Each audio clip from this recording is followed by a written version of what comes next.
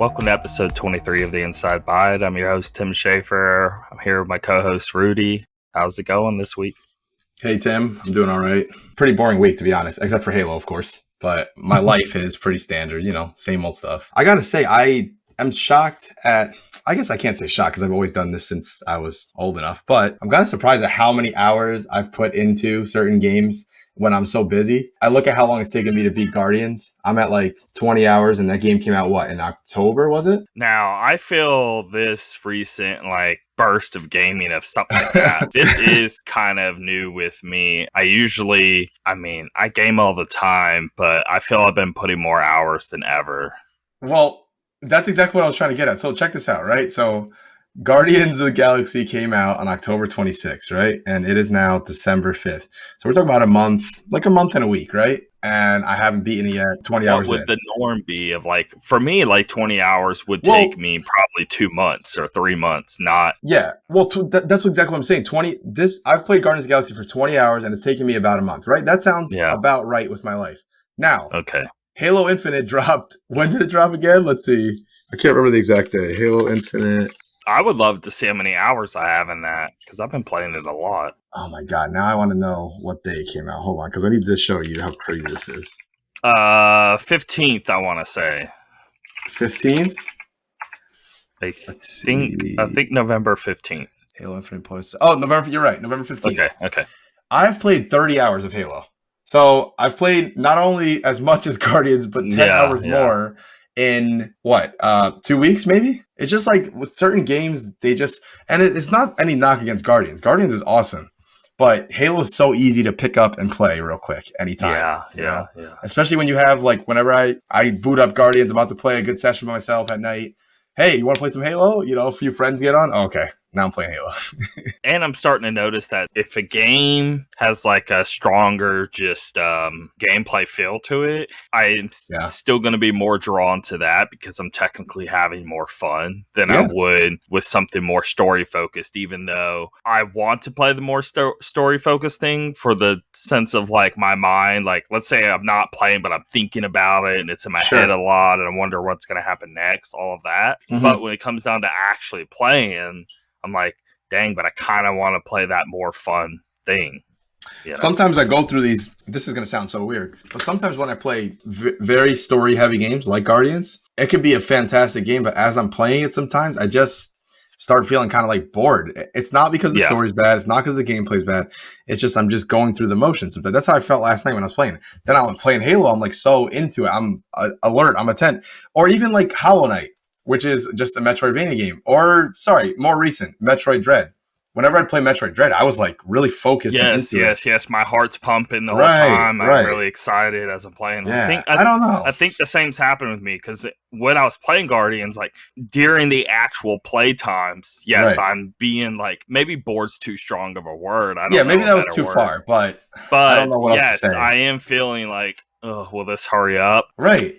Or I'm not in the moment. I turn it off or I go do something else or whatever. An hour later, I'm thinking on Guardians. I'm not actually thinking on in the moment playing those other games. I'm actually it's taken over more of my mind, but I'm not having as much fun in the moment. So I think it's that battle. Yeah, I'm glad you understand what I'm talking about because I feel that might come off the wrong way to some people. Again, I think Guardians is an awesome game. It's just for some reason, I'll find myself looking up how much do I have left or what chapter am I on out of how many chapters, stuff like that. I was getting really annoyed towards the end, really thinking it was about to be over and it wasn't. Thinking it was about to be over and it wasn't. Yep. But I'm glad all of it happened because thinking back on it now, I was ooh, I wasn't expecting this, wasn't that. It cemented way more enjoyment in the end once I finally finished it. Mm-hmm. But yes, it did. It's like Lord of the Rings or something. I don't want to say it's that type of quality, but what I'm saying is, when you're watching, it's God, this is really dragging. But a week later, when you're thinking back on it, you're not going to want it to be shorter and not have this moment or that moment. So I don't know. I guess there's just pros and cons to it all. Yeah. So I thought I wanted to go into this bit before we get into the news on going over the whole year. Forget Game of the Year talk, but just breaking down these systems and what they had to offer this year. Yeah. And when I did this, I started realizing how amazing Nintendo Switch of a year they had. And I didn't even realize it. You know, I'm thinking of Metroid Dread, but I wasn't really thinking on anything else until I actually started breaking this whole list down and I started seeing what they had. And I did play all of these, and I'm like, man, they had a great year. I'm going to add one right at the bottom because I thought one of their best years. Yeah, exactly. Yeah. And I didn't think it was going to be that way when the year was first starting. I thought I thought this was going to be a really weak year because almost like they were ramping up to something like a new system or something. That's what it's felt like in our heads. But maybe that's only because we got a new Xbox and a new PlayStation. And so we want to put in our heads, oh, well, Nintendo, you know, they're just kind of in this middle phase here and they're not really doing much. But that wasn't even true. They actually did a lot. People have to keep in mind that even if they come out with a game that you don't really like that much, is it still a game that you would qualify as like, this is a big release from them that a lot of people like? Then you have to count that, right? Because there's a lot of games on here that I personally was not into, but I can see that they're big releases still for the system, you know? Yeah. So I'm going to go into all these. So I know this is like, I could see the kickback and I agree with the kickback, but I also think it's fun and we're doing it anyway. But I had these Metacritic scores next to them. Right. And I wanted to see, hey, who had the best year if I were to. So PlayStation 5 and Xbox Series X and S, they only had 6 exclusives each. They lined up perfectly with each other in terms of the numbers. So I was like, oh, that was cool. And I think that's what sparked this idea. It's like, okay, well, who's beating who? Now, Nintendo Switch has like 11 or 12, but we could take the first 6 games from Nintendo Switch and also compare them to the others and make it more fair and then just add them up on each one and see who comes out on top. And then if I did that, I feel Switch would win. So I'm coming in from the future. Rudy's about to say, hey, Halo Infinite hasn't been reviewed yet. And of course, the very next day after recording, all the Halo Infinite reviews start flooding in. And so Metacritic has an 87 on it right now out of 69 reviewers. So as you continue with this episode, realize that that's the fact here because we end up putting a 90 on it, but in reality ended up being 87 instead of 90 whenever we were comparing other Metacritic scores. It only lost 3 points in the total number of 400 and something. So in the end, it really didn't matter to the major point that was being made, but I just needed to interject and say this. Okay, back to the past. Samurai Jack. It might be different. Also, Halo Infinite is a weird one because I'm looking at Metacritic. They don't have an official one. So I was curious what to do there because it comes out in a few days, right? Right. There's no review scores now. The only one we have is that IGN 90 multiplayer. And I heard multiple people, they play the first 4 levels and they're very high on it. So unless the game like craps the bed after the first 4 levels, then it could plummet, I guess. But again, in the 80s range, probably. I don't know. Like maybe it could be 80, 85, right? Or maybe it could be 95, but I feel 90's fair based off of what we know. Sure, I mean, that's all we have so far, so. Yeah, and then so, you know, again, I guess don't take this too seriously, okay? Because that's a really weird, I don't really know what to do with Halo Infinite. That makes sense. And I was like, well, maybe I should just not do this and do this segment later. But I'm like, over one game? Nah. No, we can put a disclaimer on the one game, that's fine. Yeah, yeah. So, because I didn't want to like give it an 80 because of what we know. I mean, this multiplayer, at least in my opinion, I think this multiplayer is insanely good. Oh, I totally agree. I don't. That's all we have to go off of. So yeah, of course we wouldn't drop it down. So I feel 90's fair unless we had some other data to go off of. But everything that even the campaign sounding like it's gonna go really well. So yeah, it does. I know a lot of people were not high on Halo 5, which I have not played myself, the campaign, but hopefully this one draws people back in. So we'll see. All right. So PS5 here, Ratchet and Clank Rift Apart 88, Deathloop 88, Returnal 85, Kingdom Bridge of Spirits 80, Sackboy Big Adventure 79, and then something that weighed down its exclusives a ton was Destruction All Stars at 62. Okay, I think this is a pretty. I know it was not a lot of games here, but this is a pretty solid list. I mean, 5 of those games I haven't played Deathloop. 4 of those games I think are actually very, very good games. Actually, 88's I think a very good score for Deathloop. People are saying 10s, but I see other places giving it 7s and stuff like that. Sure. It's kind of all over the place. I feel 88's fair. I like it, don't love it. I would probably even go a little lower, but I kept trying to play it here and there, and I don't know. It's not grabbing me. I don't get it. I don't get why I'm not into it, but I'm just not. But anyway. Yep. But yeah, this is a good list here. Some of these others I love. They have a good selection of different things, which is kind of rare for them because usually it's just third person, right? But they got a good platformer. And two good platformers. Well, three good platformers. Well, a little heavy on platformers. The thing about Sackboy that I like that's included in this list is that Sackboy is the perfect game to play with your family or your kids or something like that. Like, man, and it was actually a challenging game. It wasn't like a baby game, you know? So Sackboy's really the family game. Kena Bridge of Spirits is like, hey, you're a teenager. Right. Same with Ratchet and Clank is very, I guess, teenage. I love Ratchet and Clank too. It's a fun game. Deathloop is really mature, actually. Same with Returnal. Those two are like, yeah. Yep. And Destruction All Stars is just, I don't know, just a mess. I didn't like it at all. It didn't look that good at all. I mean, I was kind of being like, do I even add it? I mean, if I don't, you have to add it. It's third. No, you have to. Yeah, it was one of their game. Yeah. One of their exclusives. So overall, pretty good list, I'd say. Destruction All Stars kind of weighing it down a little bit, but otherwise, I think a lot of these games are really good. Very close to being 90s with the Ratchet and Deathloop, but I feel that's where those scores belong with me. Like Right. I think that Sackboy should be higher, honestly. I think that's a very underrated game. I didn't play it, so I really don't know there. Yeah, I'm a huge Mario fan. I think Mario is like, they do platformers unlike anyone else, and I think Sackboy was close to it. Like, it did a really, really great job. They did the whole playing together thing, but not letting it get to the point where it's just annoying. You know, sometimes with Mario, you're playing with 4 people, it just kind of starts to get annoying. They did a good balance on that, so that was a good, solid game. I mean, we're going to get to this game later, but with 3D World back on Wii U, did you play that multiplayer with anybody? I did. That was really good. That was much better. I didn't think that was bad at all. I thought that was really well done. Yeah. No, it was much better. I guess I was referring more to like the other ones, the new Super Mario Bros.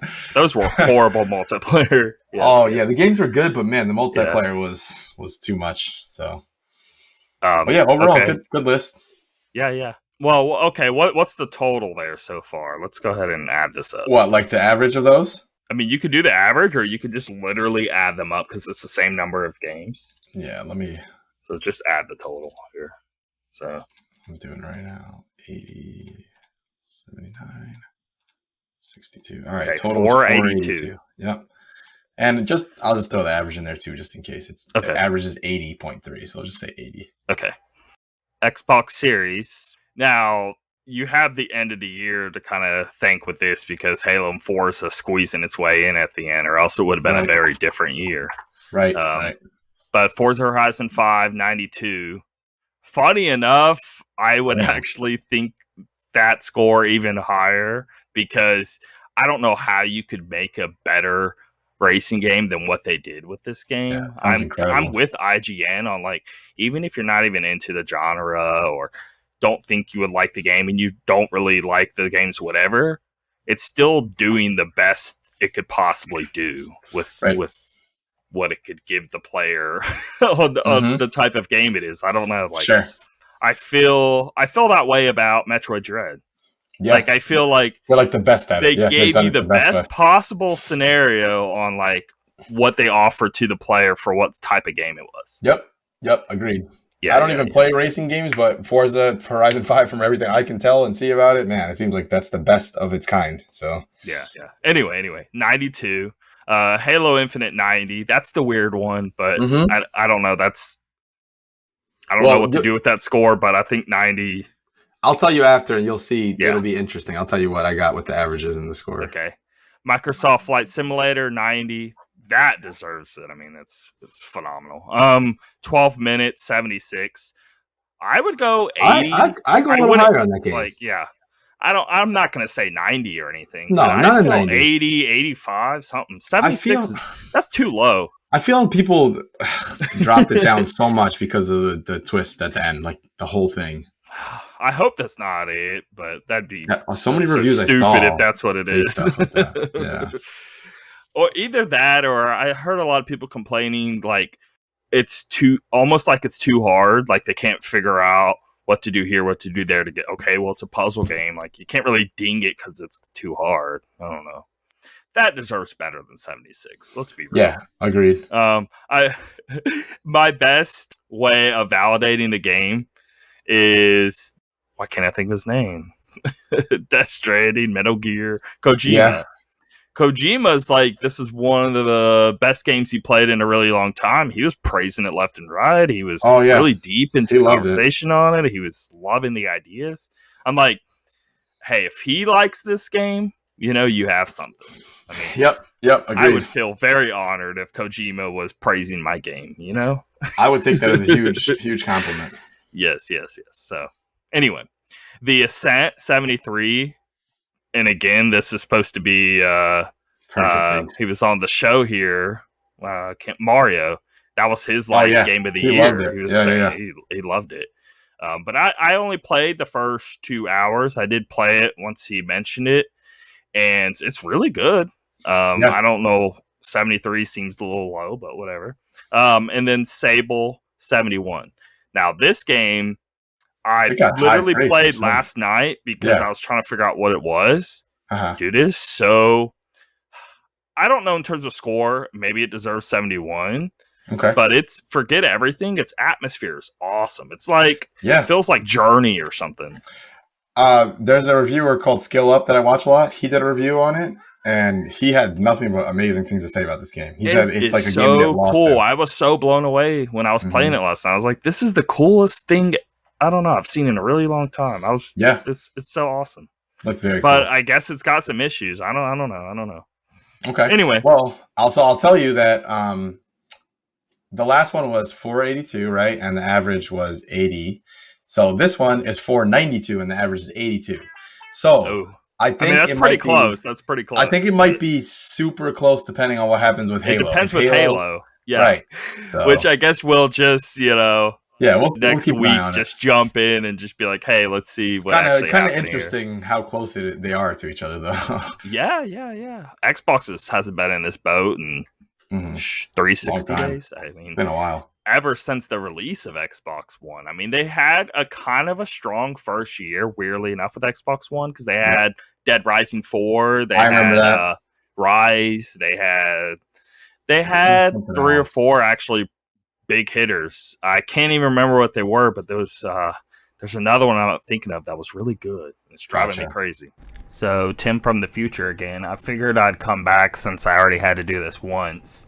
But the games I was thinking of was Rise Son of Rome, Forza Motorsport 5, Dead Rising 3, not 4, Killer Instinct, and Titanfall.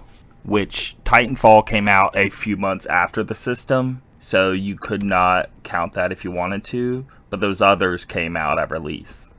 Anyway, and then it took PlayStation 4 probably like 2 years because they had that Killzone, and that was it for actually a good while. Decent game, yeah. And then they just started killing going crazy, obviously. Yeah. And Xbox One pretty much literally nothing. They had a Halo 5, and that was a bomb, and Gears 4 was really basic. Gears 5's great, but that was basically close to the end there, pretty much. Xbox Series, but Gears 4 I felt was super mediocre. Yeah, it wasn't as good as the others. I really didn't feel that way at all about it. I still liked it, but it wasn't same level. But yeah, they haven't had a year like this in ages. I mean, it's been like over a whole generation of consoles here. Good return so for really cool that they are finally stepping it up here. All right, Nintendo Switch. Super Mario 3D World plus Bowser's Fury, which I also played Bowser's Fury. It's awesome. Nobody talks about it, and it's so good. It's so good. Anyway, 89. Metroid Dread 88. Get out of there. That game deserves way better than 88. Even higher than that. That game's incredible. Anyway, Monster Hunter Rise 88. Even that I would put higher. That game's phenomenal. Shin Megami Tensei 5 85. The Legend of Zelda Skyward Sword HD 81. Mario Party Superstar 79. New Pokemon Snap 79. WarioWare Get It Together 76. No More Heroes 3 75. Pokemon Brilliant Diamond Shining Pearl 74. Mario Golf Super Rush 70. Bravely Default 76. I would put that Bravely Default a little higher there. I would definitely put that higher. Some of the other ones sound about right. Some of these, like, okay, Skyward Sword, I love.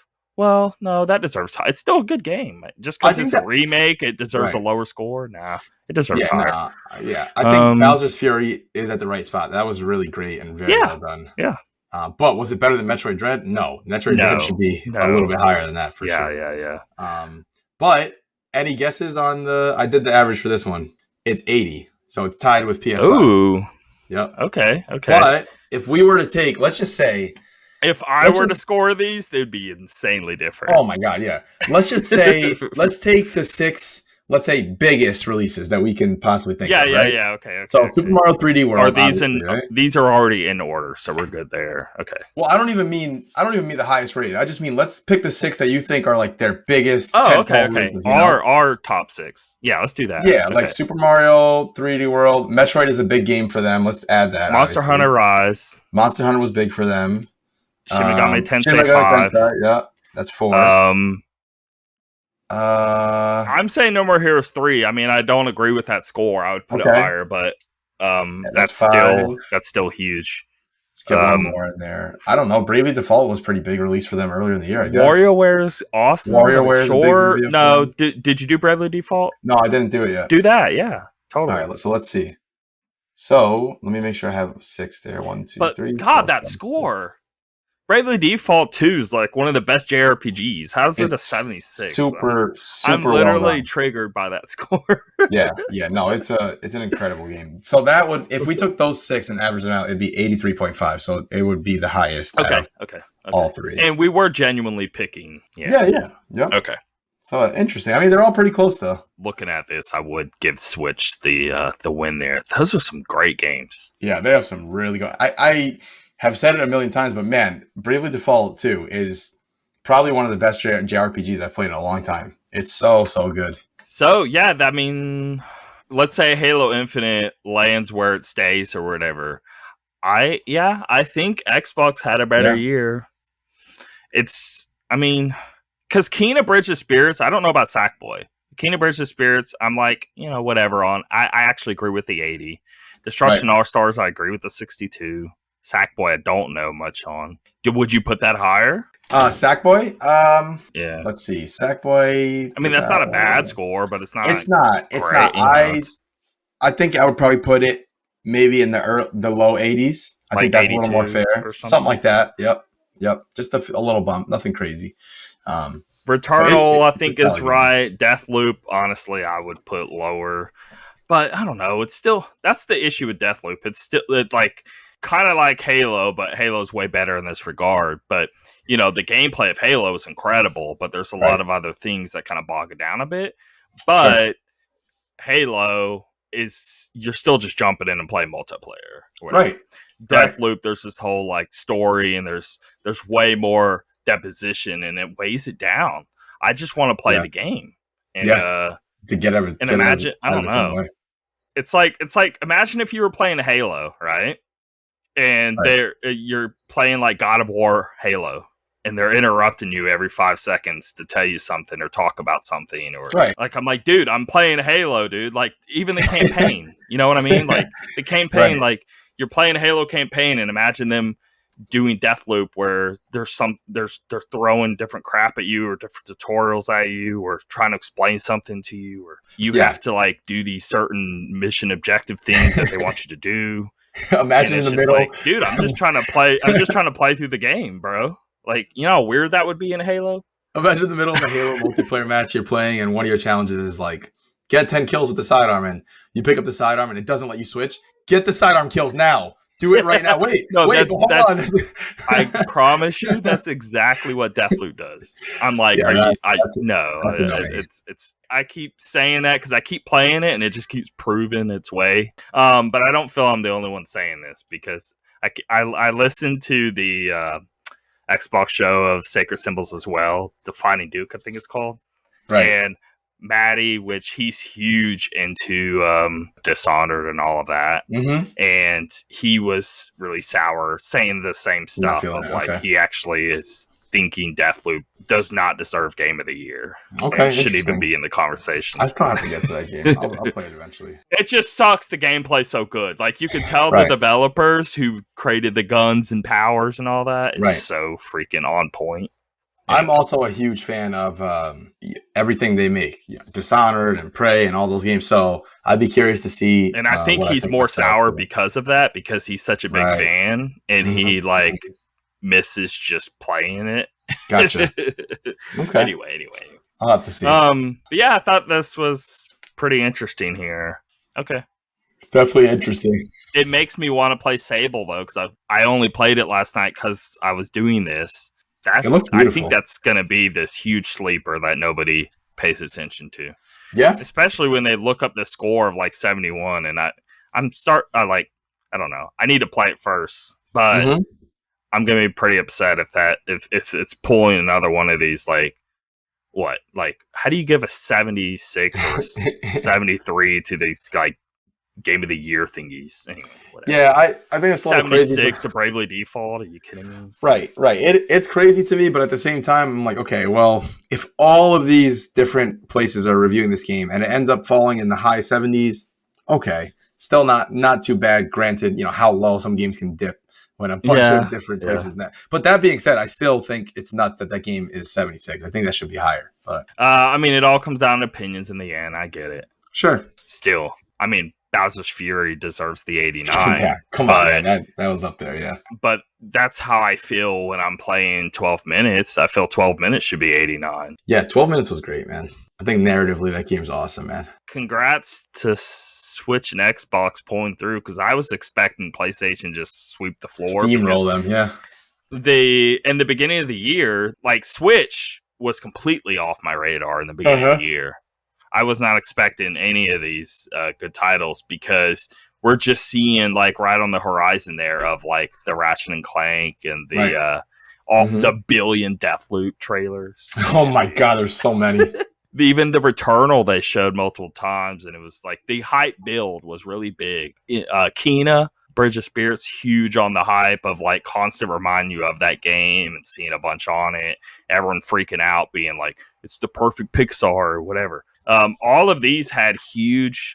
PlayStation, I guess, is really good at that, right? Like they're really good at, I guess, marketing, showing these games, because these Xbox, like you're not seeing Flight Simulator all over the place. You're not even seeing Forza. You're not seeing 12 minutes. You're not seeing any of these games. They just kind of like came and ended up being great. Switch is kind of hit or miss. Like some of these were super well advertised and others not at all. Yeah, anyway. Like let me look back. I don't feel that Bravely Default got a lot of promotion, at least not as much as it should have. It didn't. Which is a crime again. No More Heroes. I don't feel like I saw a lot of. Actually, there's not much. The only thing they advertised a bunch was Bowser's Fury and a little bit of Dread. That sounds Monster Hunter Rise got a lot of love, but that was because of Capcom. PlayStation seemed to do really well on like really shoving these games in your face. They really marketed like Ratchet and Clank. I saw a lot of Deathloop. I couldn't take it away from my vision ever. Yes. Returnal. I saw a good amount of Returnal commercials and ads. Kena Bridge of Spirits, even I gotta say, all it everywhere. Exactly. Except for Destruction All Stars. I know they talked about it a little bit, but that one I didn't see a lot of. The others I saw a ton for all of those. So interesting that these advertisements, you don't really think about it, but they do consume your brain whether you're noticing it or not, and they are they steal the conversations. but it has nothing to do with whether the games are better or worse or whatever. Sure. Not to say, I mean, they are good games. I'm not saying that. Yeah. No, I get what you're saying. I'm saying in comparison, like I never saw Forza stuff. I never saw even Halo Infinite stuff. I mean, like they're very, very like tight lip on it. It's kind of weird, actually. I feel they should push that more, but whatever. All right, moving on. So this is a big story, and I got a lot to say about it, but I want to hear your response first before I go into this, because I got a lot. First of all, hold on. This is the story, though. This is the story. Okay. Go ahead. PlayStation's response to Game Pass, and I'm going to read this one little bit that they said. This is Bloomberg reporting on apparently how this is all going to work. It's seeming very, very credible sources. Even Jason Schreier, which he is not going to post something unless at least a form of this is going to be true, right? So the description will be spread across 3 different tiers. The first and cheapest tier will be what players get with PlayStation Plus at the moment. So the first tier, PlayStation Plus, just how it is already. Right. Second tier will open to players to a larger library of PlayStation 4 games and eventually PlayStation 5 games. Again, we'll get into that. It's kind of weird. The third tier would include the services of the first 2 tiers and access to extended game demos. Well, one thing, because I don't want to talk about this later, extended game demos. They've been doing these extended game demos, but they do it horribly. So do you remember? So they say, hey, you have access to this game 6 hours. Do you download 6 hours? Nintendo doesn't do that. Okay. Anyway, it starts the moment you select the game to download. So dumb. What were they thinking? It's going to take you 3 or 4 hours just to download the game. This makes no sense to me. Why? It's not like we're all on the same page, and like when you click download across the whole world, everyone is done downloading in 30 minutes, right? It doesn't work that way. People in Kansas having a 10-hour download and they don't even get to play it. They get to 50%. Sorry, your trial's over. It's so mean. That is one of the silly. That's like I love Nintendo, but that's a Nintendo decision right there. Like, come on, man. Like, that's literally worse than the Nintendo decision. Nintendo literally will give you like a week with a game or something. I mean, come on. It's ridiculous. Anyway, I needed to say that now because I didn't want to have to talk about that later. But dear God, those extended game demos, dumbest thing. Anyway, all right. Game extended game demos, game streaming, and a library of PS1, PS2, PS3, and PSP games. All right. Give it to me. So just to prove to anyone who might think that because I'm not really into Game Pass, that it only goes one way, I will tell you very clearly, I have no interest in this either. I don't really need anything like this. I buy PlayStation 5 games that I want to play. That's it. Old PS1, PS2, PS3 games. I mean, there's only so much time that I have to play video games. I'm not going to go back and play these. But let's just say I was super into Game Pass. Yeah, that's what I was going to say. Let's talk on the industry, okay? Let's just say what, comparing the two of them. Yeah, sure. So first, I don't think that this is really a competitor to Game Pass. I know people are going to make that comparison, but I don't think PlayStation is going to look at that way. The reason why I say that is because PlayStation, their strategy is to sell. They still are interested in selling copies of their games and getting you to buy more of their consoles. While Xbox has changed, obviously, they're more interested in you buying their software, right? So I don't think this is going to all of a sudden change their strategy. They're not putting their games day in, day out on here. I highly doubt they're going to do that. And secondly, this says nothing about that. So yes, I don't. Well, it says eventually PlayStation 5 games, right? I could see. No. I mean, like what you were saying with first party, right? If they were going to go that route, I think they would have put it here. Right? Oh yeah, they definitely would have. That's one of the things that makes me say again. I don't think they're doing this as necessarily a direct competitor. They might be, of course, they're keeping an eye on Game Pass and saying, let's make our own thing. But again, I don't think they're trying to get on the same level because there's no comparison. It's not the same thing. One gives you all these games the first day, right away, stream, download, right?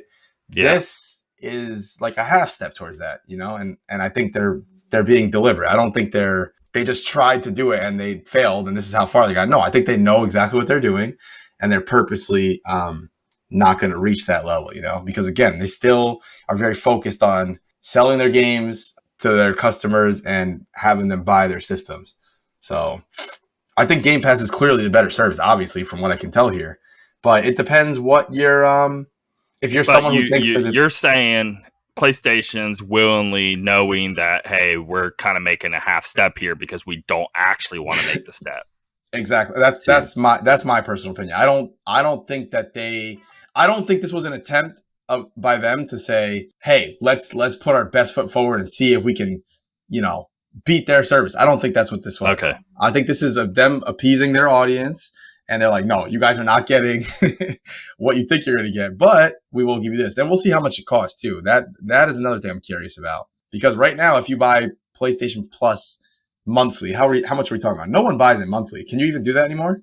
This was my biggest point of contention, of curiosity. I'm very the pricing. Mm-hmm. So one, it's not Game Pass, like you're saying. It's like halfway there kind of deal, but they're not wanting it.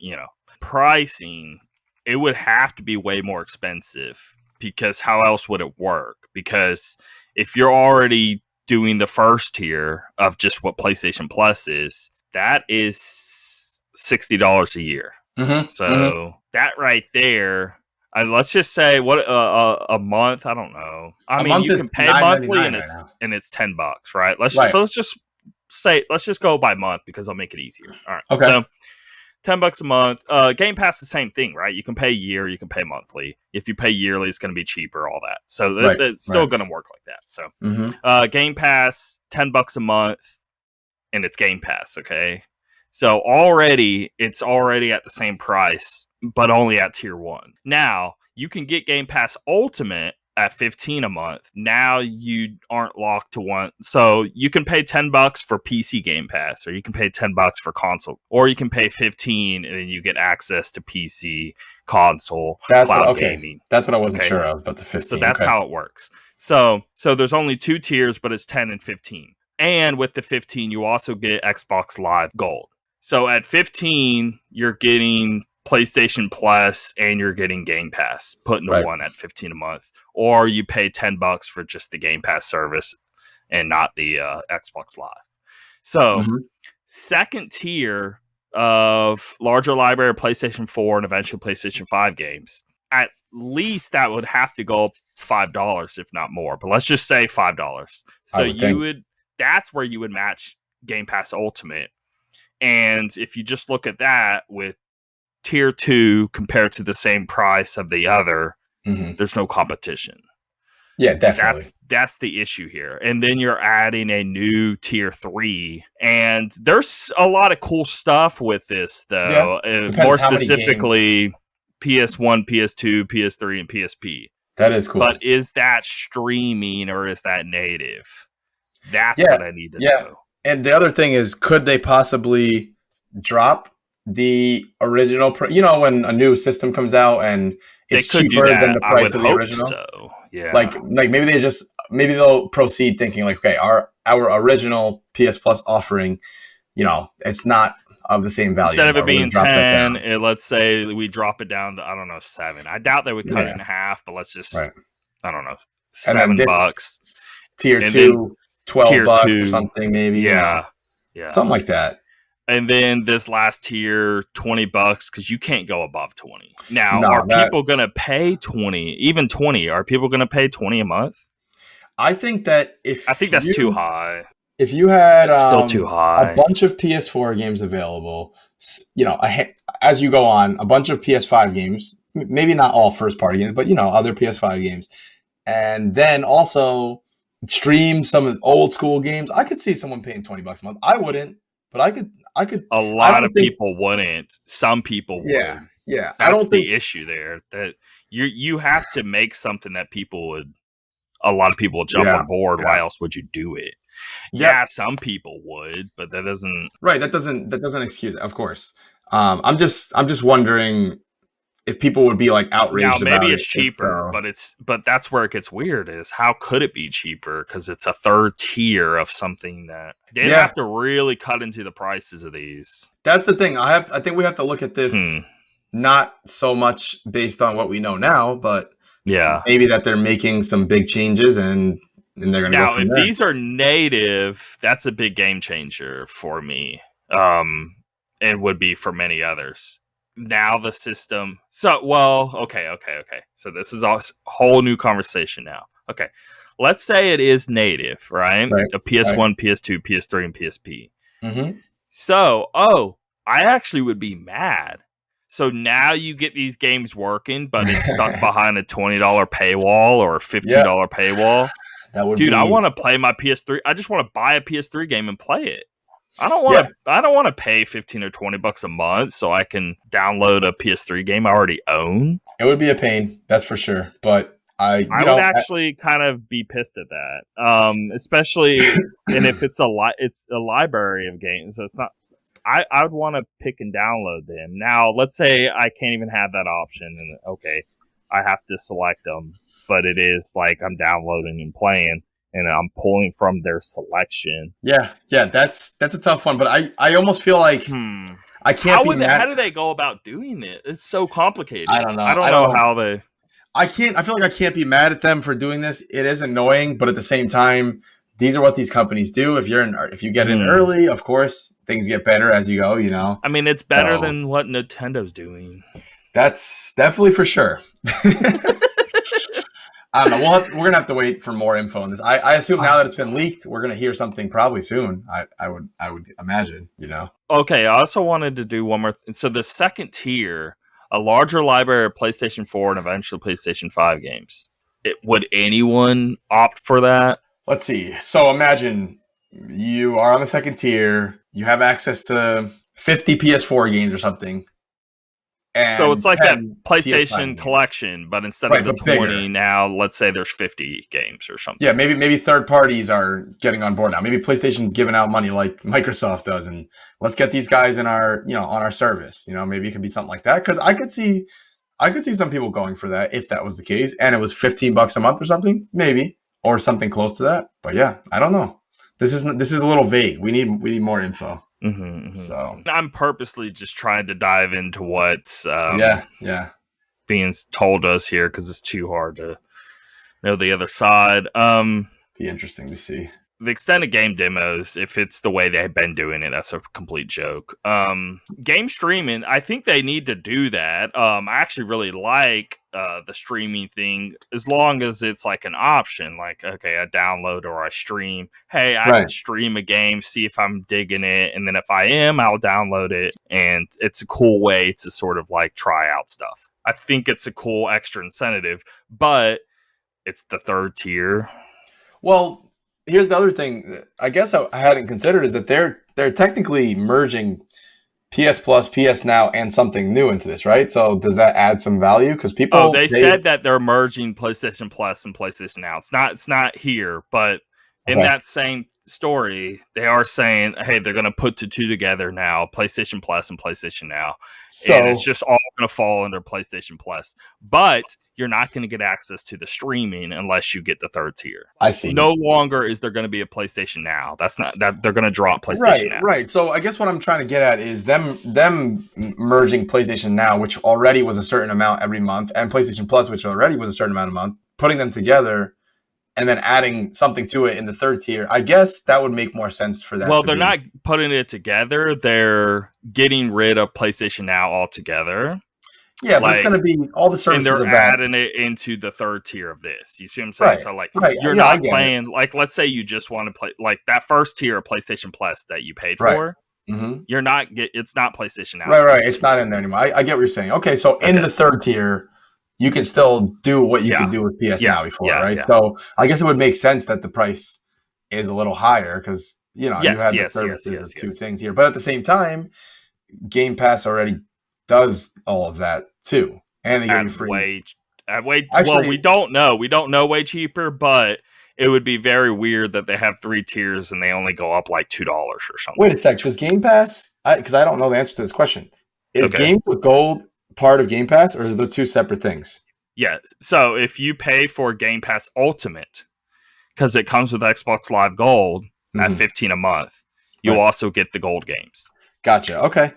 So PlayStation, if they wanted to match the competitor in pricing, let's just say for pricing's sake, they won't have first party games day one, whatever, blah blah blah. Mm-hmm. But if they match the pricing, they couldn't go above 15. Okay, That's the dilemma here. So if they have 3 tiers, they would have to do like 5, 10, 15, something like that. Unless we're looking at this the wrong way, and they feel confident enough to like, hey, they're sort of thinking like, well, okay, what if they're just looking at this like, and this is PlayStation speaking, this isn't me talking. What if they're looking at it like this? Okay, Xbox has their Game Pass, but nothing on Game Pass is anywhere close to our top games and our legacy games. Like, what if they just go based on we're just so much better than them, so we don't have to match their price? People are going to buy our stuff anyway. Like, maybe that's their attitude. And who knows? Maybe they're right. If they offer their first-party games. If they offer their first-party games or even old school, Final Fantasy 7, 8, 9, 10, Final Fantasy Tactics, Xenogears, Vagrant Story, like stuff like that. I mean, that would be huge, that Final Fantasy Tactics. And then all the PS3 classics. Infamous 1 and 2 and Resistance 1 through 3, and you know what I mean? Like, maybe they just feel that their library is so strong.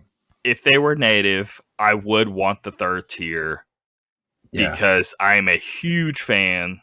1, 2, and 3. They got amazing games, so I'm actually kind of there with you there. Yeah, that's what I was thinking. Maybe I would really want those. Even PSP, there's some really great PSP. I could go through Crisis Core, or whatever. Oh yeah. But my worry is there's so much to unfold there. And I want to focus on this section because this was my biggest point over anything else. This was my biggest interest of like, ooh, this would be awesome. But then all of the doubt and, oh, man. Because, so Xbox, I'm downloading Final Fantasy 13, right? 13.2, whatever. I'm getting 4K 60 from these games now. And it is phenomenal. They offer a PS3 game, and I swear to God, if I get some 720, 20 FPS game, I'm going to lose it. I'm going to be so upset. That will not be okay. Yeah, agreed. Like, come on, it's 2021. That's my worry, okay? Yeah, so you're right. You're right. It's got to be more than just on paper how they compare to each other, right? If we look on paper and they say PS1, PS2, PS3, and PSP, they're all giving you 30 of their top games, but then we play it. But they're running off of like the original hardware, and we play it runs in 23 FPS. And it looks horrible, then that's a different story. I would be completely turned off. They would have to give love and care to these games.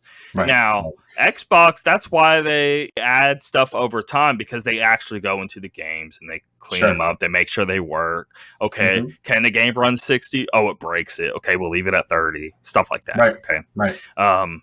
You would have to do that with these. You can't just grab a shovel and dump it into our laps and say, here's some games. I'm not going to like that at all. Even PS1, like, there's this Duck Station. It's like 4K PS1 emulator, works super well. And you can go in there and even like overclock the internals through the emulator and give it like 300% CPU power. So now a game running at like 23 FPS is now running at 30 or 60 or whatever. And you just sort of go game by game depending on what it can do and it break or not break. That's what I'm saying. PlayStation would have to check these games and see what they can do or not do with each game, like Xbox back compat team does. So they have to put in the same care for their classics. They can't just dump the classics and you just play them in the current states, and you're playing them on a PS5 on a 4K TV, and you're getting this complete ugly broken PS1, PS2 with no like filterings, with no it's just like jaggedies all over the place and super stretched out and ugly and gross. Okay. Yep. It's good. It would be horrible. So that's a big fear there. Yeah. And it's totally valid. Now, I'm cool with a limited library because you have to put in the work of actually making sure everything's good and looking good. Cool. Oh, okay, 20 games out of PS1, 20 games out of PS2, 20 games out of PS3. Right. But if they're top quality and they actually put in the love and get them going, running well and looking good, I would buy that for sure. And I feel many others would. Imagine if they did clean up. Again, when I'm playing Final Fantasy 13, I'm playing 4K 60. That's right. Now all of a sudden I'm playing this game that when it originally came out, I was having problems playing because of those reasons. I had a PC, high end, Final Fantasy 13 2 comes out. It runs so bad on PC. Yeah. Yeah, it's and terrible. on consoles, it was the same thing. It was like 20 FPS at best. I hated and that. I'm like, what is going on here? I can't do this. It's annoying the crap out of me. Now that I'm playing at 60, oh wow, this is incredible. Playing Ninja Gaiden, the original Xbox game, at 4K 60 now. All of these things, they really matter, and it makes you want to play these old games in a brand new light and look amazing and run amazing, and it's super cool. Agreed. That's what I need out of this. I can't have just dumped on me and nothing done to them. Yeah. I wouldn't be interested. And I feel many others, that's where they would have to prove their worth there. Right. But if they clean them up and got them running well and looking good, I feel people would really dig this. Yeah. Yeah. You know how many like super amazing PS1, PS2, and PS3 games? I'm playing Metal Gear Solid 4 again, one of my favorite games. 4K 60, I would cool. Probably cry at the sight. You know what I mean? That'd be incredible. Same with the PS2, PS1 games. Like they clean up, make them look really well, and playing again, that'd be amazing. There's so many good games up in there, but that's what they have to do. I needed to say that because that would make that third tier incredibly appealing. Yeah, no, it would make it much more likely that I would go for something like that. But yeah, I guess we'll see. Okay. One more thing. Okay. So as a whole, just talking on the industry, this isn't Game Pass. I guess the best way to word it is kind of what they did with the story, the response to Game Pass, because that's right. Like, hey, yeah, we'll do something. Y'all are doing this back and pat stuff. Y'all were offering the streaming and offering all these games and of higher quality selections because y'all have more money and all that. And so if we got players to pay more money, we could get better games, and then we can kind of meet in the middle there. But it is not reaching the when God of War 2 comes out, you're playing it day one. Right. No, it's not. If it was, they would just say so. Oh my God, if it was, that would be very different. But no, we're definitely not there. And that's the big thing is right now, okay, we only have Forza, we only have Halo to go off of. Microsoft Flight Simulator can be thrown into that, the Ascent, stuff like that. There's a lot of good stuff.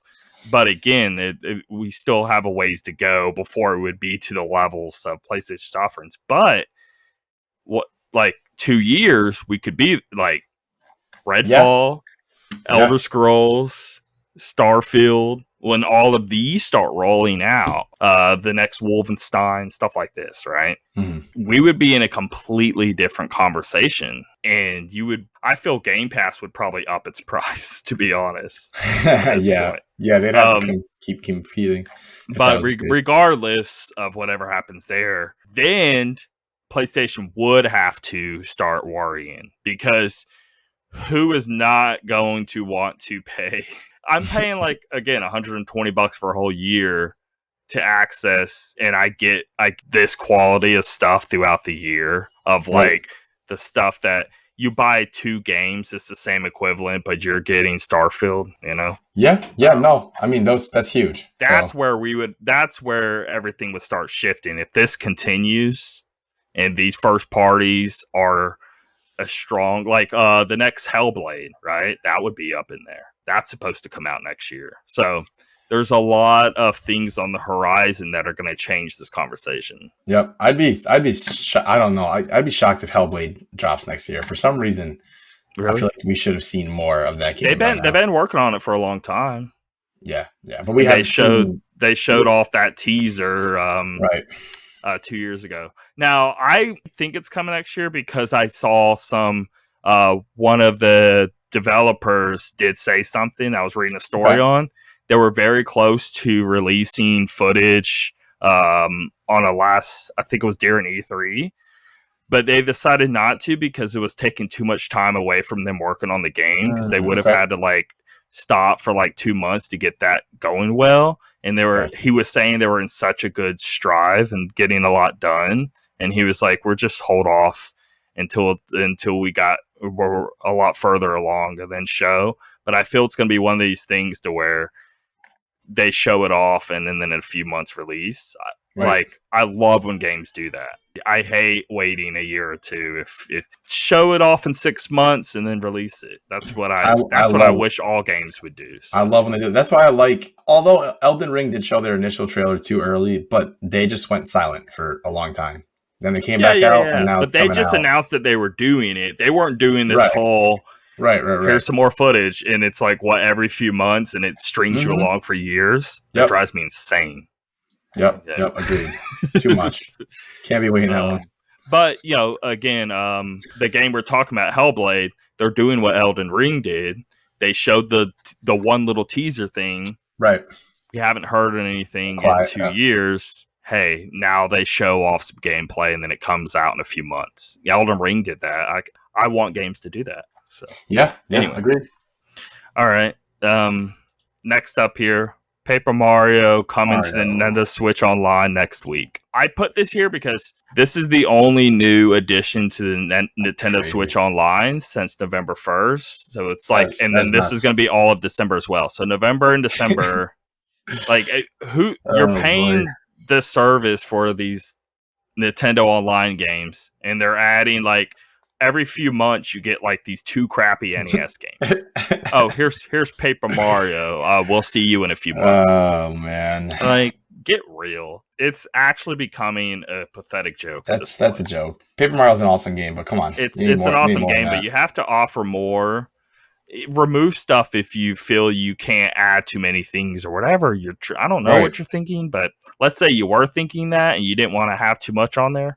Okay, take stuff away and add something new. You gotta excite people somehow. Seriously, you can't keep adding just this like baseball 2023 on NES. Some random game we've never heard of. Yep, agreed. It's pathetic. I never touch it, and I was actually excited. Ooh, sir, old NES, Super Nintendo games. Mm-hmm. The problem is, like, they got thousands to pick from of crazy awesome titles. And they pick the worst stuff. Now, the initial bit is good, but that's it. I'm not going to be hyped for Mighty Bomb Jack or something like that, Right. I'm going to be hyped for, like, okay, there's this, like, Terranigma game that was super awesome JRPG action, almost like Secret of Mana thing, or Secret of Evermore in that same sort of vein. There's a lot of things you can pull from that are actually genuinely great games. Right. And they're just pulling complete trash. So yeah, they have no excuse. They have a huge library, more than any other company out there. It's just ridiculous. It makes no sense. But yeah, and PlayStation's in the same boat. PlayStation and Nintendo have the best history, and they do the worst with them. And I love what Xbox is doing, but they don't have the library that these other two have. Right, why is Xbox doing so awesome with all these things? Like, it's the same amount of effort of work. You had to create a team. These are like engineers. There's like 20 or 30 of them. They've been working years and years at it. Okay. Sure. Do the same thing on PlayStation. Do the same thing on Nintendo. Actually build a team that can like start pushing these out and putting some real work into it. Some of the decisions they make, I truly don't understand. Like, I understand I don't work there. I can't know for sure. But some of them, you almost have to scratch your head. Like, what are they thinking? I don't understand. They have so much untapped potential there that they could be releasing, but it makes zero sense. But now this is super cool, and it's made me think this next story. What if they did something like? What if Nintendo or PlayStation did this with one of their games?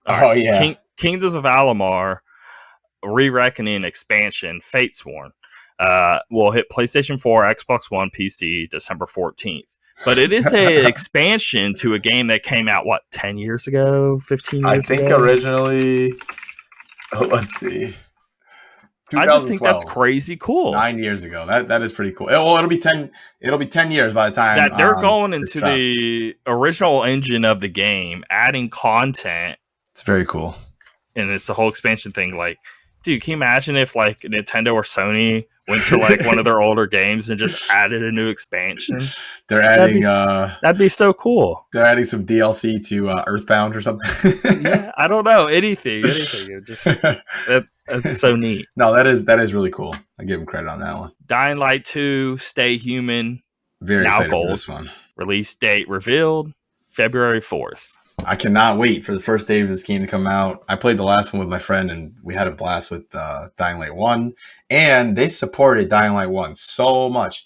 Literally, like, less than a year ago, I think they released one last piece of content for it. It's just nuts. So, if this is gonna be a better version of Dying Light 1, but we can play the whole entire thing co-op again, I mean, I'm all in. That's all I want to do. So yeah, and that's the best part is the co-op.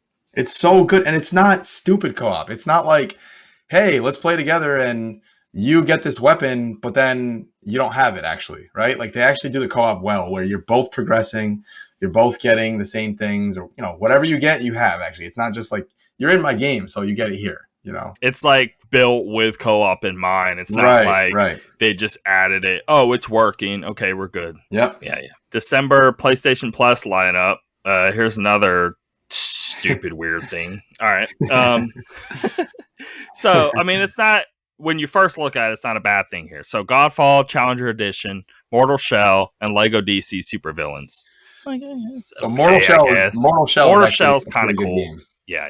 But the others, Godfall is not a good game, and you don't even get the whole game, according to what I read. Yeah, so Godfall is actually I think it's actually, let's just say, if we're not going to say bad, at least the most average thing you'll ever play in your life. Yeah, that sounds about right. Now, they can't even give us Godfall, okay? They give us Godfall Challenger Edition, which is only the second game that PlayStation has done this with PlayStation Plus since they launched the service 12 years ago, where it's not a complete game. Right.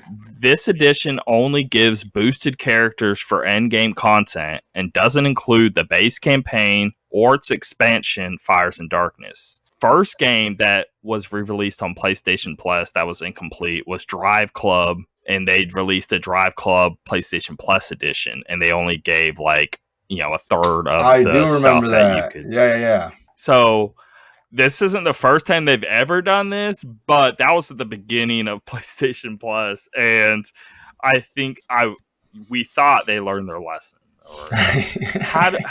Okay, I know it's not a PlayStation first-party game or whatever, but you don't allow this. You don't allow somebody to add a game to your service that isn't complete.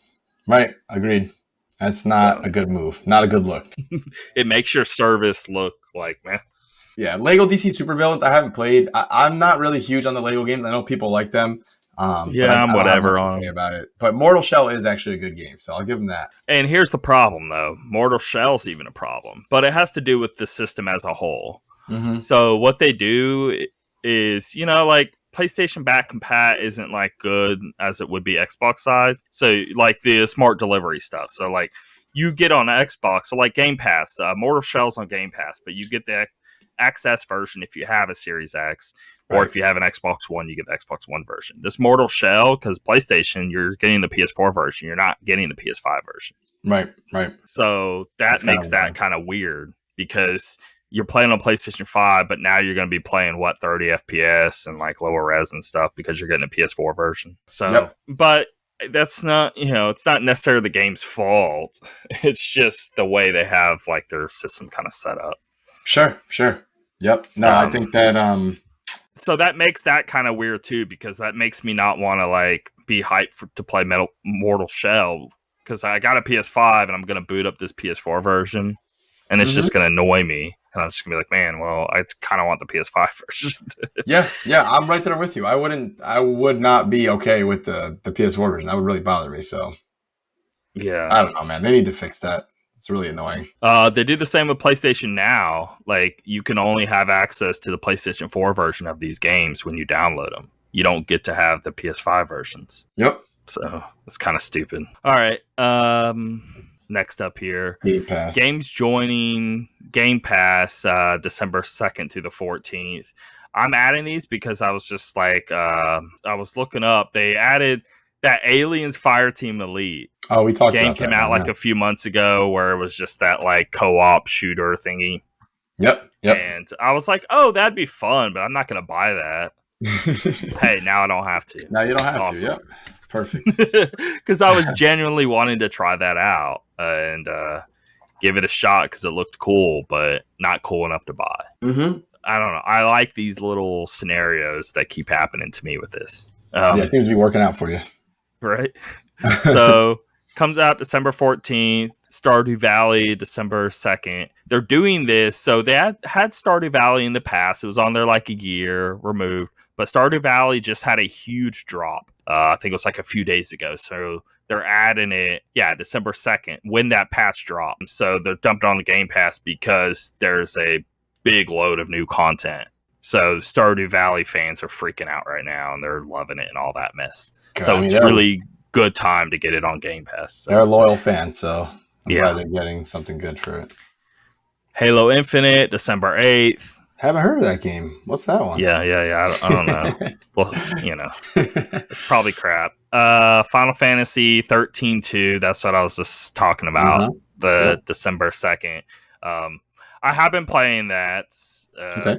So I have the PS3 versions of like the trilogy, right? But I got them on Xbox because of that 4K 60 or whatever. Of course, it's so nice. Yeah, it's so great. Awesome. Anyway, but I'm now appreciating this game like a lot. I hated it when it came out, but I just had so many performance issues. I just tossed away. I didn't even give it a legit try. Yep. But now that I'm actually playing it, I don't know. I'm about 10 hours in. Okay. And it's really good. I'm really surprised. I like it a lot. I think it does a lot of things better than what the original did, even. Okay. In terms of like its combat and the gameplay, they basically fixed a lot of the main complaints with the original with this, so it's cool. Yeah. I'm curious to how this Lightning Returns is going to be then, this third part, but I can confidently say the second part's really well done. Among Us, December 14th. Archvale, December 2nd. Lawn Mowing Simulator, this is the one. So I've been seeing this game everywhere recently because December 2nd. But I think this is the game to where people are making fun of Battlefield, saying that more people are playing Lawn Mowing Simulator than Battlefield. Right. On the Steam numbers. I saw that. Anyway. That's hilarious. I want to play Lawn Mowing Simulator. I want to see what it's all about. Go mow the lawn. All right, hold on. I'm genuinely like, what even is it? I mean, I don't know. So people are genuinely giving it good review scores. Look on Steam. They're liking it. I don't get it. Yeah. I don't. Yeah. What am I doing? Okay, I'm mowing grass. There's got to be more to. I don't know. I don't get it. I guess I need to download it. I have to see I gotta try it out. This is Rubber Bandits, December 2nd. Warhammer 40,000 Battle Sector, December 2nd. Space Warlord Organ Trading Simulator, whatever that is, December 7th. One Piece Pirate Warriors 4, December 9th. And Anvil, Anvil, December 2nd. Interesting. Don't know what that is. I've always wanted, like, I've never even watched a single episode of One Piece. Me neither, actually. Oh, Anvil looks like a real-time twin-stick shooter looking like a game, maybe? Real-time twin-stick shooter. It looks like those... Oh, what's the game you were just talking about? The Ascent? That was a twin-stick shooter, right? It kind of looked like that. Okay, okay. Lower budget, kind of. Anyway... New details on Starfield emerged from a new video called Starfield Official Behind the Scenes Episode 1, The Endless Pursuit. And they released that a few days ago. It's pretty cool. I watched it. It's, again, like they're saying, a lot of behind the scenes like talk on how the game is sort of going to function. There's a lot of concept art, stuff like that. They're really being tight-lipped on actually like showing the game. And I'm still on the fence on, like, I don't understand, like, are they doing it because they don't have the stuff? And if they don't have the stuff, isn't it supposed to come out in November of next year? We're kind of getting a little close now. And is it going to get pushed? Or are they purposely not showing it off because it's one of those things to where I think companies are kind of getting over the fact of showing stuff off and it pulling away from the development. Right. And maybe it's another one of those. I'm curious to see if they are going to come out with some sort of delay or something, because they've been kind of quiet. I know they came out with this now, but we'll see.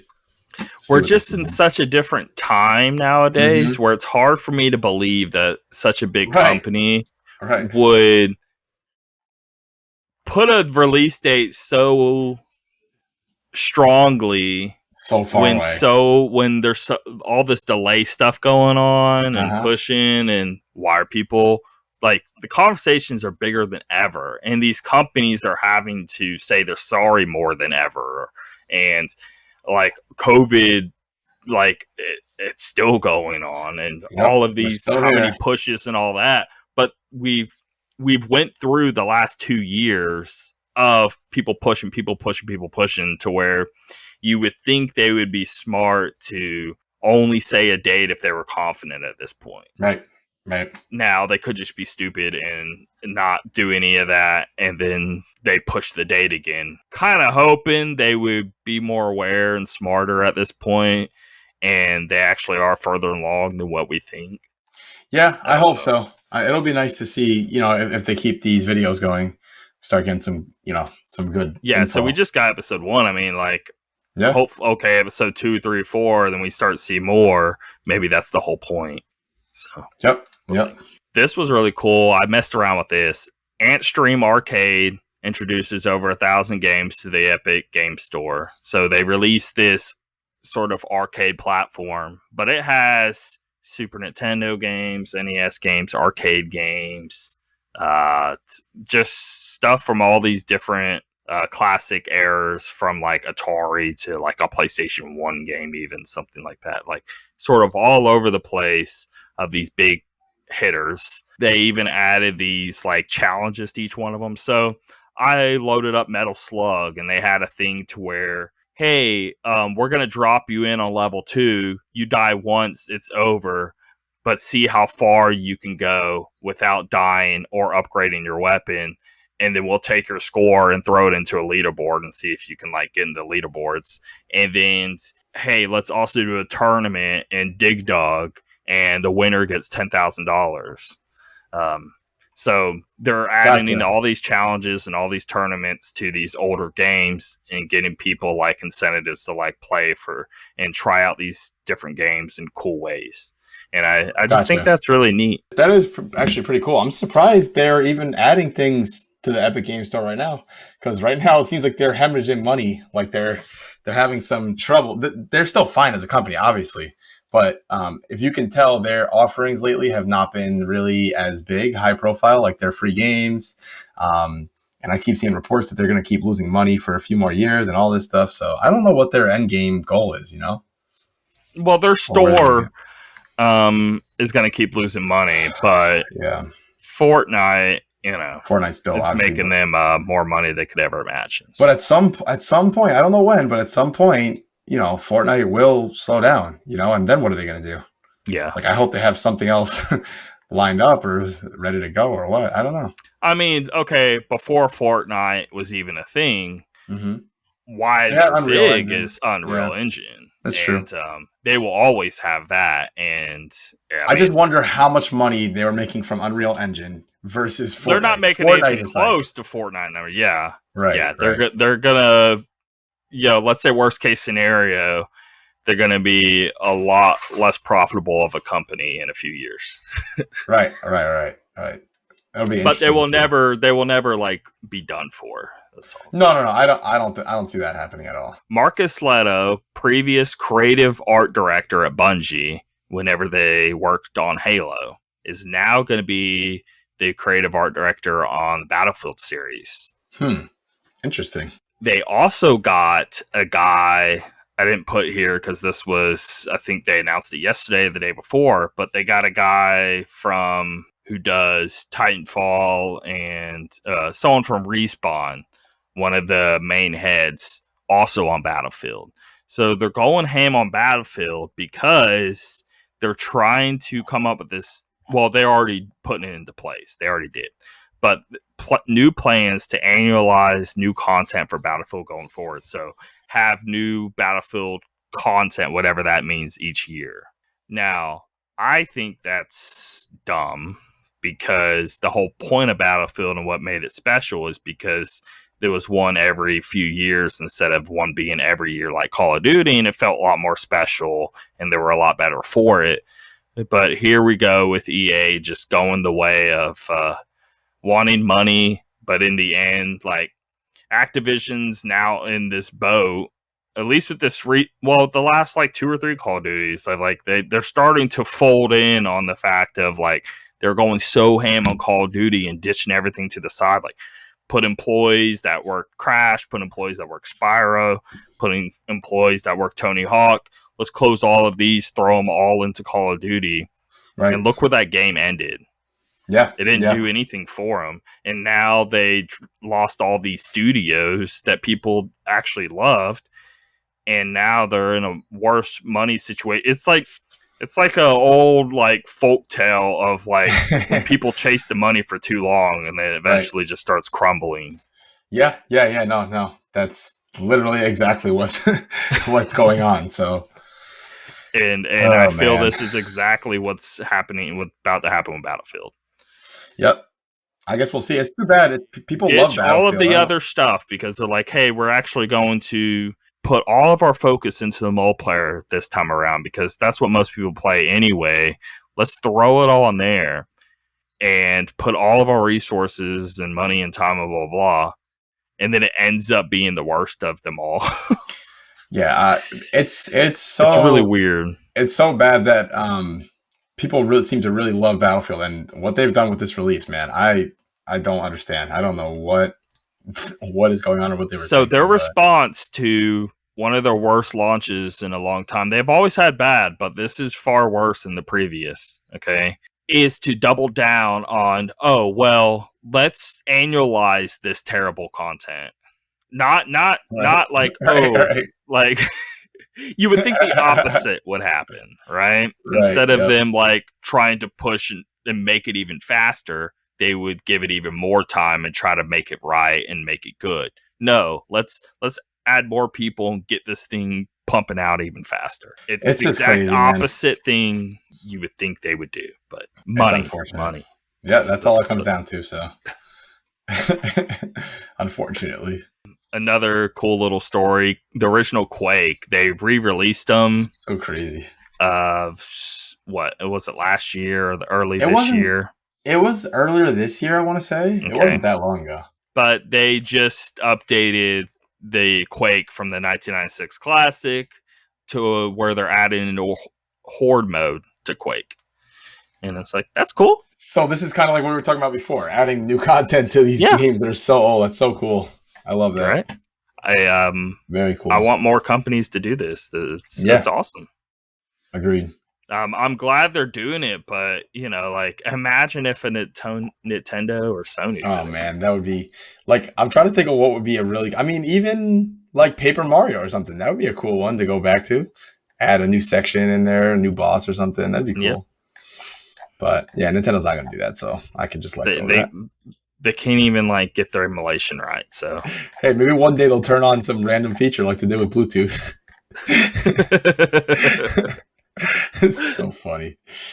So that actually, Sony and Nintendo are quite similar there. Like I'm sitting there thinking, like Sony, like okay, I swear to God, if these games like.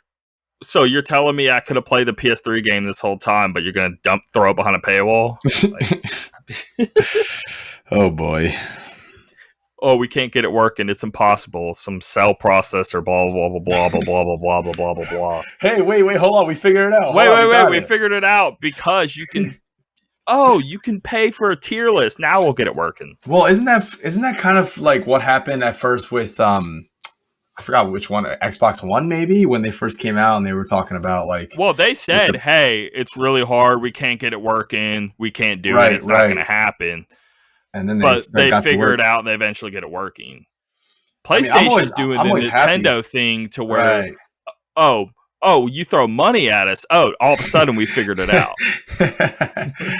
Oh, man. Well, I guess... That's what I'm saying. Like, right. Nintendo will only get it going if you can pay for some Nintendo Online expansion. That's freaking ridiculous. And then all of a sudden now it works.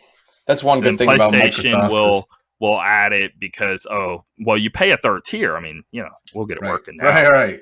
I guess that's one good thing with Microsoft is they do have a lot of good money to spend on important things. So that's actually really good for them because they can get important things done, no problem.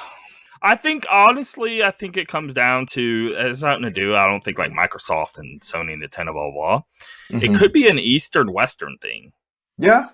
Yeah, that's true. That's what I'm thinking, because Nintendo and Sony are just doing way too similar things, and maybe it's just a way of, like, they're so in traditional mindsets of right. They don't know how to get out of that. Yeah. It's very strange. I think that's what's ultimately going on. Yeah, I think you're probably right. Because look at these other Quake, right. that other update to the other game. These are Western developers. Yep. These are not Eastern developers. Yeah. No, that makes sense. I think that's what's going on. I think that they're two different ways of thinking that are very, very, very different. So, I mean, like Nintendo, for example, when Pokemon Go came out and their stock price went down because they realized, wait, Nintendo, you didn't make Pokemon Go? That wasn't you who made it? And then the stock price plummeted. Like, really, guys? Like, I don't understand. Yeah. But yeah, okay. Anyway, I'll hit you with what I'm playing first because it's very simple. It's gonna be very short and very quick. Honestly, it's pretty much the same. Like, I haven't touched Imposter Factory yet just because I'm trying to finish up these other games. Guardians of the Galaxy, very close to the end. Maybe, like you said, maybe 2 or 3 hours. Still plugging along in that. Halo Infinite, still playing a bunch. I'm Platinum 4 now, I think. I'm getting there. I'm trying to get to Diamond. And Bravely Default 2 is the game I've been playing. Okay, wait. Go ahead. On Halo Infinite, what rank? You said you're on... Platinum 4, I think I'm at now. Okay. I got to Gold 4 last night. I went from Gold 1 to Gold 4 last night. Nice. So you're one rank behind me. We can get you up there. Okay, so... I was saying before we started recording, it's driving me insane. And here, I'm playing amazing. I'm looking at my end scores here. I'm like 23. I had like a 23-10 game. I'm like, right. I'm killing it, but I'm still losing. Or it's an objective, and I keep getting captured the flag, and I want to can I please stop getting captured the flag? I like it, okay, but they're just overloading on it. I don't get it. God, yeah. Are you getting that? Are you getting way more capture the flag than the others? Because I am, and it's getting ridiculous. It's like 3 out of 4 games is capture the flag. So here's what I have to say about this. Number one, I have made it a point because I see when I play with teammates, I see how well we work together. We're talking to each other. We're calling things out, and we're doing very well. We're consistently winning. So whenever I'm by myself, I'm like, I'm not even playing Halo. I'm not doing this because I know what's going to happen. I'm going to get super frustrated because I'm going to play something like Capture the Flag, which I don't have a problem with Capture the Flag. I have a problem with Capture the Flag with 3 randoms, though. Because there's no communication. Nobody's we're not pinging. Talking. Right. If you don't talk, at least ping. Just at ping. At least ping. That. But man, it makes such a difference. Like next time you play, I mean, you already know, but next time you play, we'll see it again. So frustrated. It's so nice when you're like, okay, Tim says, I just grabbed the flag, and Dave is like, all right, I'm going to stick with Tim. I'm like, all right, I'm going to stay at the base and make sure no one grabs our flag. And like, just that makes such a difference. I need to be able to communicate. Yes. When I'm playing in his team and I can't communicate with them and I'm pinging, but they're not pinging back. We could just ping and it would communicate and we'd be fine, but nobody's pinging. Anyway, but what I'm saying is I'm trying to convey something to the other player so I can get it done. Sure. Yeah, I'm doing it by myself. I'm running halfway across the map. Everyone's somewhere else. Right? And I'm like, dude, you're gonna help. Okay, man. Nobody wants to play team. So you know what I'll do? I'll just protect the flag the whole game. I'll literally sit here by the flag, do the best possible thing I could do, just being solo and protect this flag. So I'm protecting this flag. Here comes a team of like 3 to 4 people. I can't take them all on. Where's everyone at? I die. They take the flag. They're running back. Nobody's even trying to kill them as they're going back. I'm like respawning, rushing to the team of 3 people, hoping I can kill all of them before they return the flag. Such a pain, I'm so frustrated and upset, and this all night long. I'm just mad. Let me know next time you play. I'll jump on with you because here's the thing: I'm realizing now that as of right now there are 3 different ways that you can place. You can either do crossplay, everything's open. You can go in with as many people as you want or as little people as you want. That's where I have the platinum for. Or you can do solo duo where it's either 1 or 2 people. But then there's 2 options for that. There's just controller and just keyboard and mouse. I didn't realize that at first. So when I'm sitting there playing, I just found this out like a few days ago. And I was so mad. I didn't realize I could so I did my placements for keyboard and mouse solo. Actually, I didn't finish it. I'm close. I got like 2 matches left. Then I was playing with my buddy who plays with the controller, and I was like, all right, no problem. I'll just play with keyboard and mouse. And then it wouldn't let me. I'm like, all right, I'll just turn on my Xbox controller, and now it lets me click play. I'm like, oh, I'm good to go. I'll just have my Xbox controller on. I'll play with the keyboard and mouse. So we start the match. I go to move, doesn't move. I'm like, oh, damn, okay, they got me. So I played with the controller for a few there. So I guess there's 3 different placements, but the one I'm going off of that I tell people that is my open PC. That's what mine setup. is, but I didn't realize till much later that I could change it and all. You can that. do three, yeah. But mine's that open. And I have to make a little public service announcement here because I'm getting tired of hearing this. Okay, so when you play other shooters, let's say Call of Duty, me playing on a mouse and keyboard. Right whenever you went into it twice, there's just no noise. This is them trying to stop me from saying what I need to say. All right, I'm gonna try again. No, so what I'm saying, and let me know if it happens again. What I'm saying is, I think typically most shooters, if I'm going in with a mouse and keyboard, versus you on an Xbox controller or PlayStation controller, do I think I have an advantage to an extent? Sure. Yes, I'll agree with you there. I can turn around quicker. I can whip my gun around faster. Yes. However, I do think that, and I know that whenever controllers are played on a shooter, versus, or just in general, you get aim assist, right? Now, there's varying levels of aim assist. In Call of Duty, it's pretty noticeable, but I think still the keyboard and mouse has an advantage. Now, let's take all that information and bring it to Halo. Halo works different. Like if this was Call of Duty, I would say you have way too unfair a big advantage. Yep. You have a huge advantage because Call of Duty is very much like you see ahead and they're done, right? Like forget strategy, forget trying to do some grenade throws. Time to kill is way lower, and all that. It's very like a Twitch shooter. For sure, you're going to have a huge advantage when it comes to mouse and keyboard. Halo, you have a little advantage, but not much. The reason why I bring this up is because in Halo, because it's been a controller game for so many years, they kept that in mind. The aim assist in Halo with the controller is freaking crazy. And I'm not saying that to take away from anyone with the controller. It's just balancing it out. It makes it more fair. They're trying to make it more fair with everyone, The aim assist in Halo is up here, as opposed to in the middle where it normally is. But mouse and keyboard obviously has its advantages too. So I guess I'm just saying this to say that don't complain. I'm not complaining about aim assist, and don't complain about mouse and keyboard, because in my opinion, they did a great job of balancing it out. That's all I'm trying to get at. Because I play with a controller. Did balance it. If this was true, then I would be wiping everyone. It wouldn't even be close, right? If it was the case, because so many people go against me with controller, and it's fine. Halo is a different animal. It's just it balances itself out very well. Imagine with a controller, I'll say the one thing that is true is you turning around towards me. You can turn your sensitivity up, but even then, I could probably turn around quicker. Even then, when I move a mouse and I'm looking, it's night quicker. And day difference. It's quicker for sure when I'm sniping or something, sure. However, when I'm trying to sit there and I'm trying to aim the BR at you and you're running around, moving around, with the controller, it has this little subtle snap towards them a little bit. Yeah, let's say the cursor's close to them. I'm getting close to the person. It'll basically snap it to the person instead of floating around them. So I think it's pretty fair. It basically has almost a bigger hitbox. Right. But it's not a hitbox. It's just it snaps it to the person if I'm getting close to it. But you have to get pretty close. But once you are getting close to maybe the edge of the cursor slightly touching them, now it moves it and centers it or something. Sure. And the thing about Halo, as we know, is body shots versus headshots don't matter unless your shield's popped, right? So aim assist is even bigger in this game. I just thought of that now. Aim assist is even bigger in this game because you don't have to be aiming at the head the whole time, right? Yes. So that's why. But again, I'm not saying this again to say it's unfair. They're doing it to make it fair. I think they're doing it. I think they're doing this very smart. Yeah, in a smart way. So anyway, I was getting tired of hearing people complain. They lose a match. They play 5 matches in a row. They do great. No complaints. Then they lose a match. Freaking PC players. This is so annoying. We want to, you know what I mean? Come on, man. Give me a break.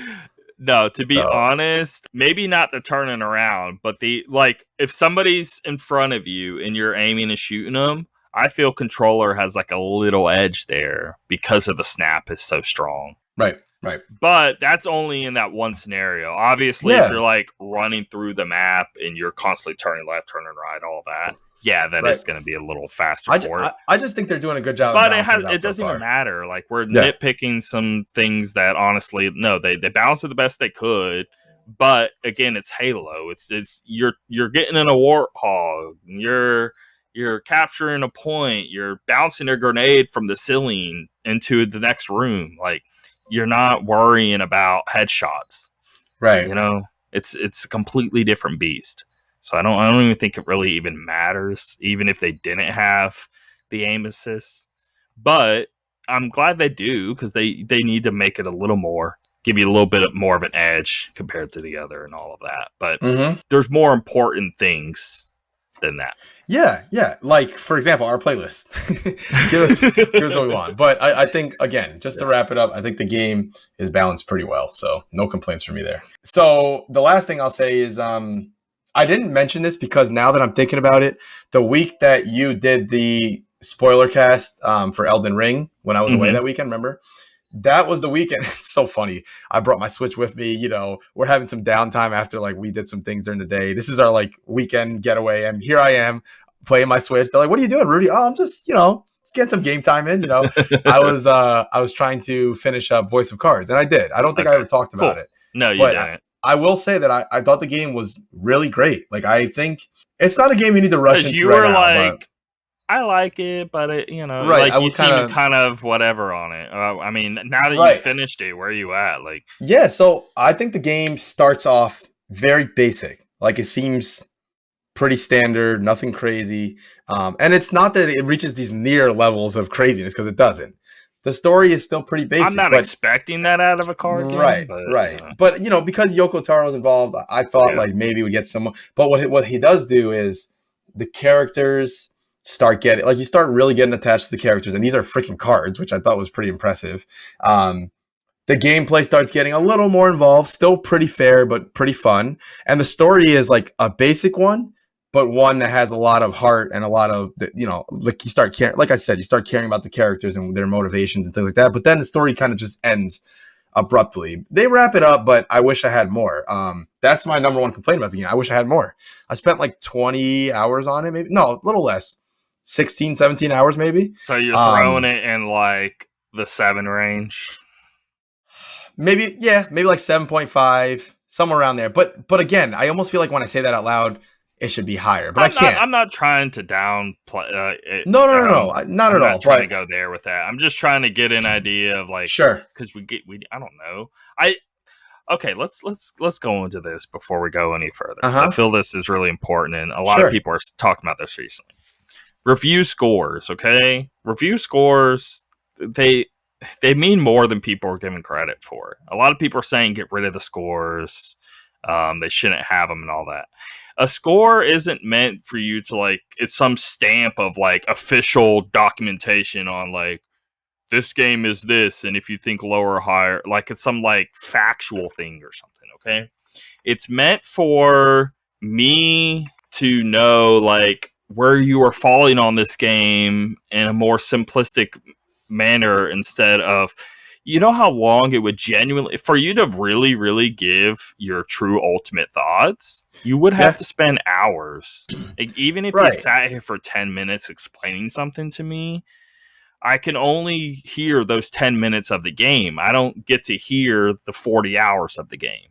You see what I mean? There's still a huge disconnect. Right. We still need to ultimately come up with some way for you to deliver to somebody else a score, so you can compare based off of something else that we've played. Like, if somebody is throwing, let's say Cyberpunk was all it lived up to be, and it's a 10 out of 10 and all of that, right? Right. Okay. And then I play some 5 out of 10 game. I need to be able to know, when you talk about this card game, where does it fall in between this measure? Yeah. Like, people need to stop being worried about, like, as if it's some way to shoot down or think little on something, or it's not the be all end all of it. I mean, it is what it is. Like, when we talk about it, if you ask me real quick, I say that I think you understand what I mean. But the reason why I hesitate is because so many other people don't do that. They hear 7.5 and they think, oh my God, what? So you must have hated it. I'm like, no, I didn't say that,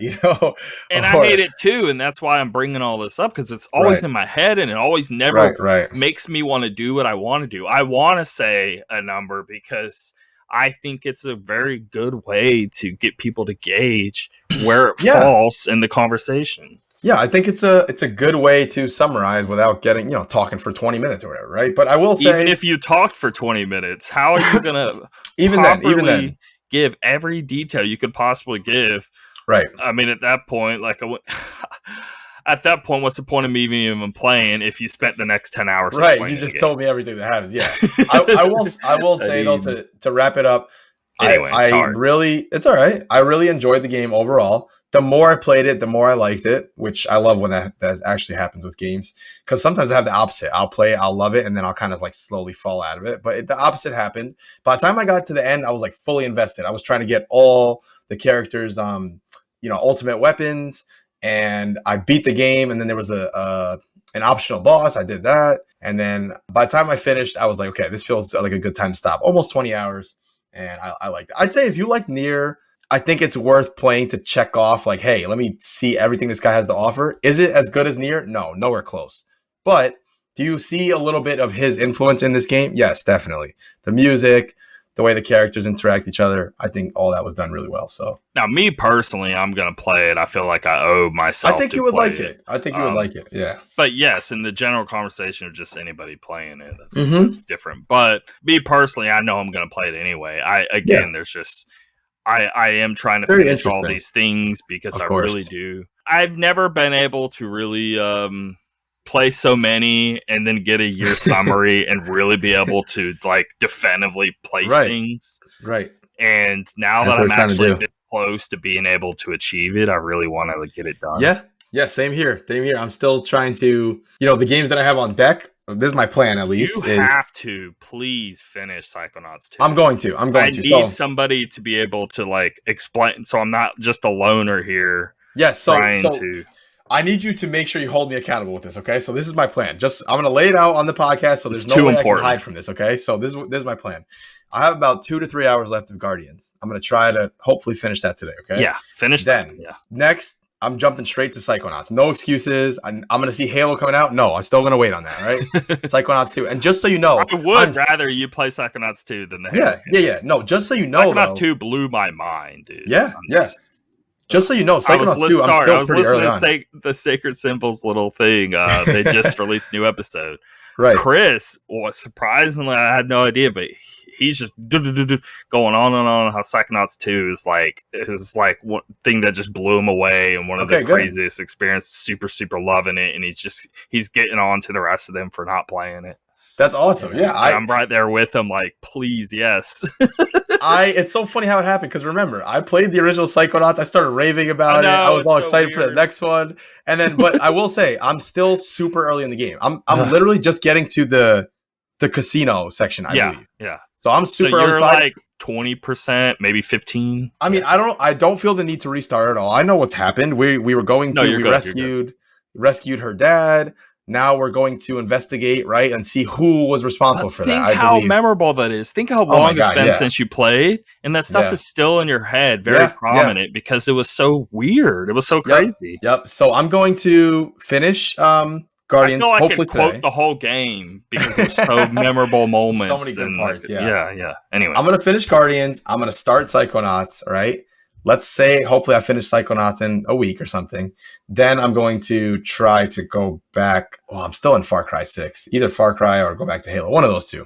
So anyway, that's my plan. That's my tentative plan. I would vote on you playing Halo campaign because I want to catch up. I want to catch up to the Halo, the new one. So I want to like December 8th. It's super close here, and then I'm definitely not play the campaign, and then where we do the end of year, I'm gonna have the campaign under my belt. That's gonna be awesome. All right, we'll see. But anyway, that's where I'm at. And Bravely Default 2 is my Switch game. I'm still gonna keep picking away at it. I'm getting pretty close to the end, I can tell. But the end, even if you don't beat that game, I mean, keep doing what you do. Keep playing. Oh my god, I've played it. I can definitely speak on this game though. I've played. That's what I'm saying. It's like 40 hours I've put in. I feel you could definitely speak on it, whether you beat it or not. God, what a great game, man. Awesome game. And I will be backing you on that. I mean, it's... Yeah, definitely. It's one of my favorites of the year. Anyway, how about you? Returnal, got to the third biome. That's what they call level. Do they call it biomes, right? They call them biomes in Returnal specifically. Okay. I've never even seen that word once, though. Where do they say the word biome? You know what? Now that you say that, that's so funny. I know Oh my god! Now I haven't seen it, and I've been questioning this.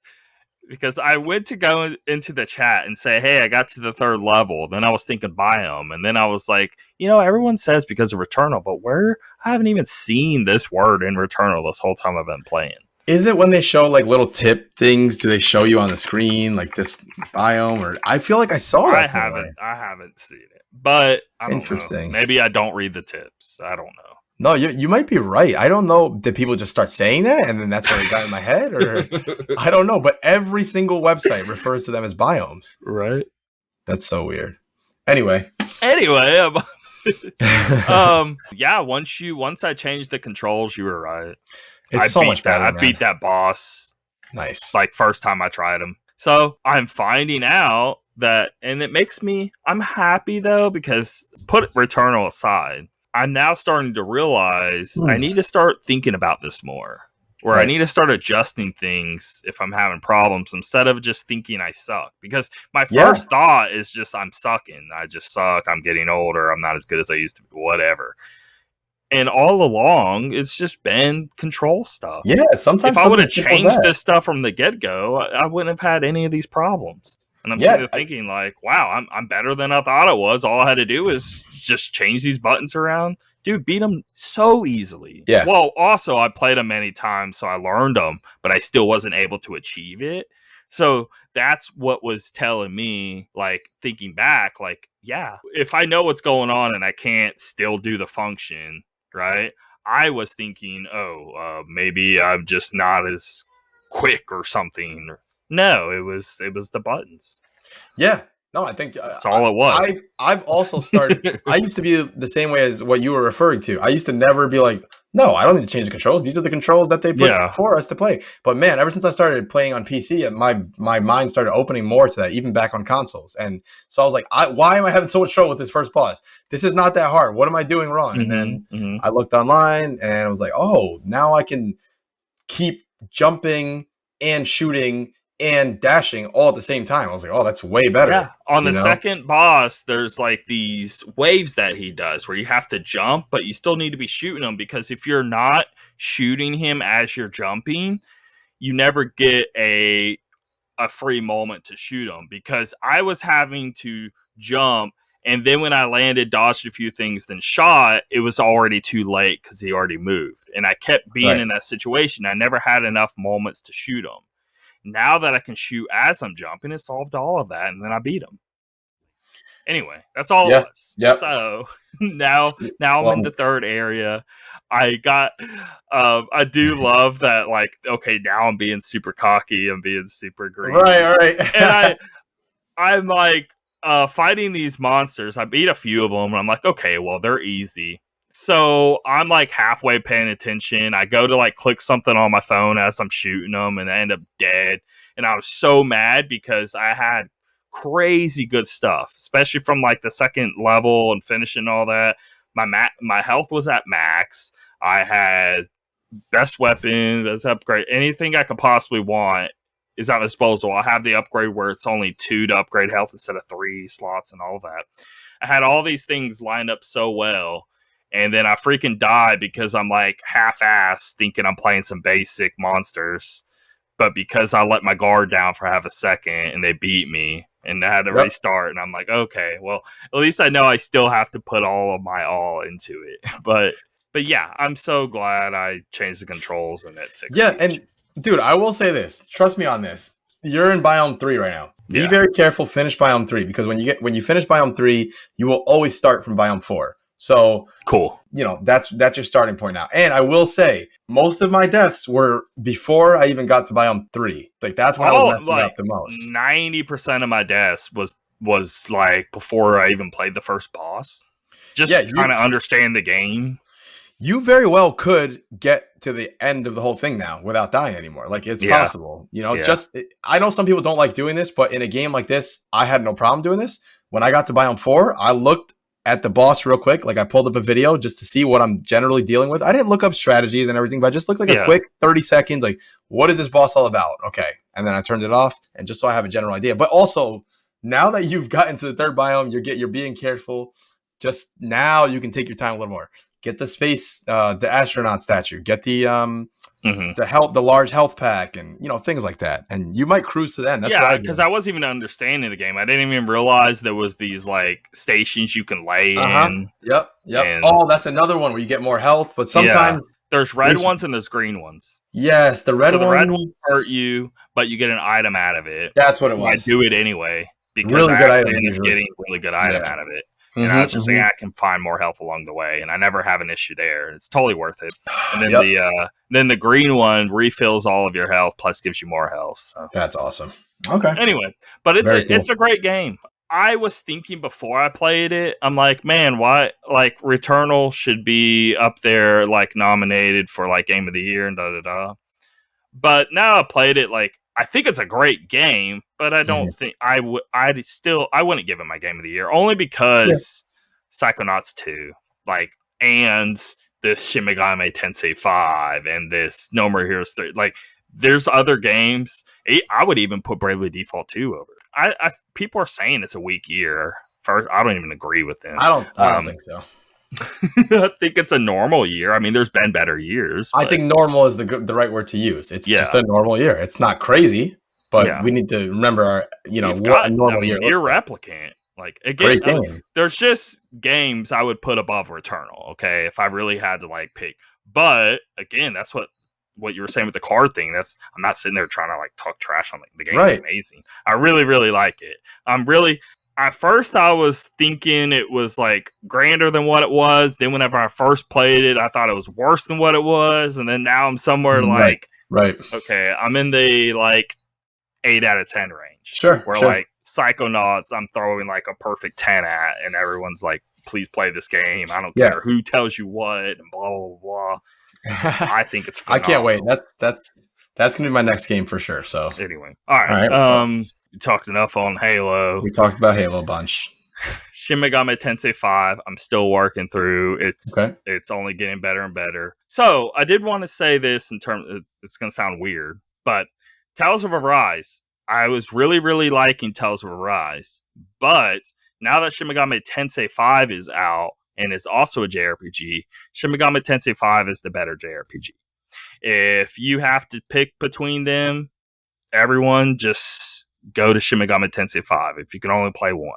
I mean, if you could play both, awesome. I think Tales of Arise is great. I was like considering, hey, is that one of my Game of the Years? But now that I'm playing through Shin Megami Tensei 5 and it's just completely like trumping it in every way, I'm like, this is as good as JRPGs can like get. This is amazing.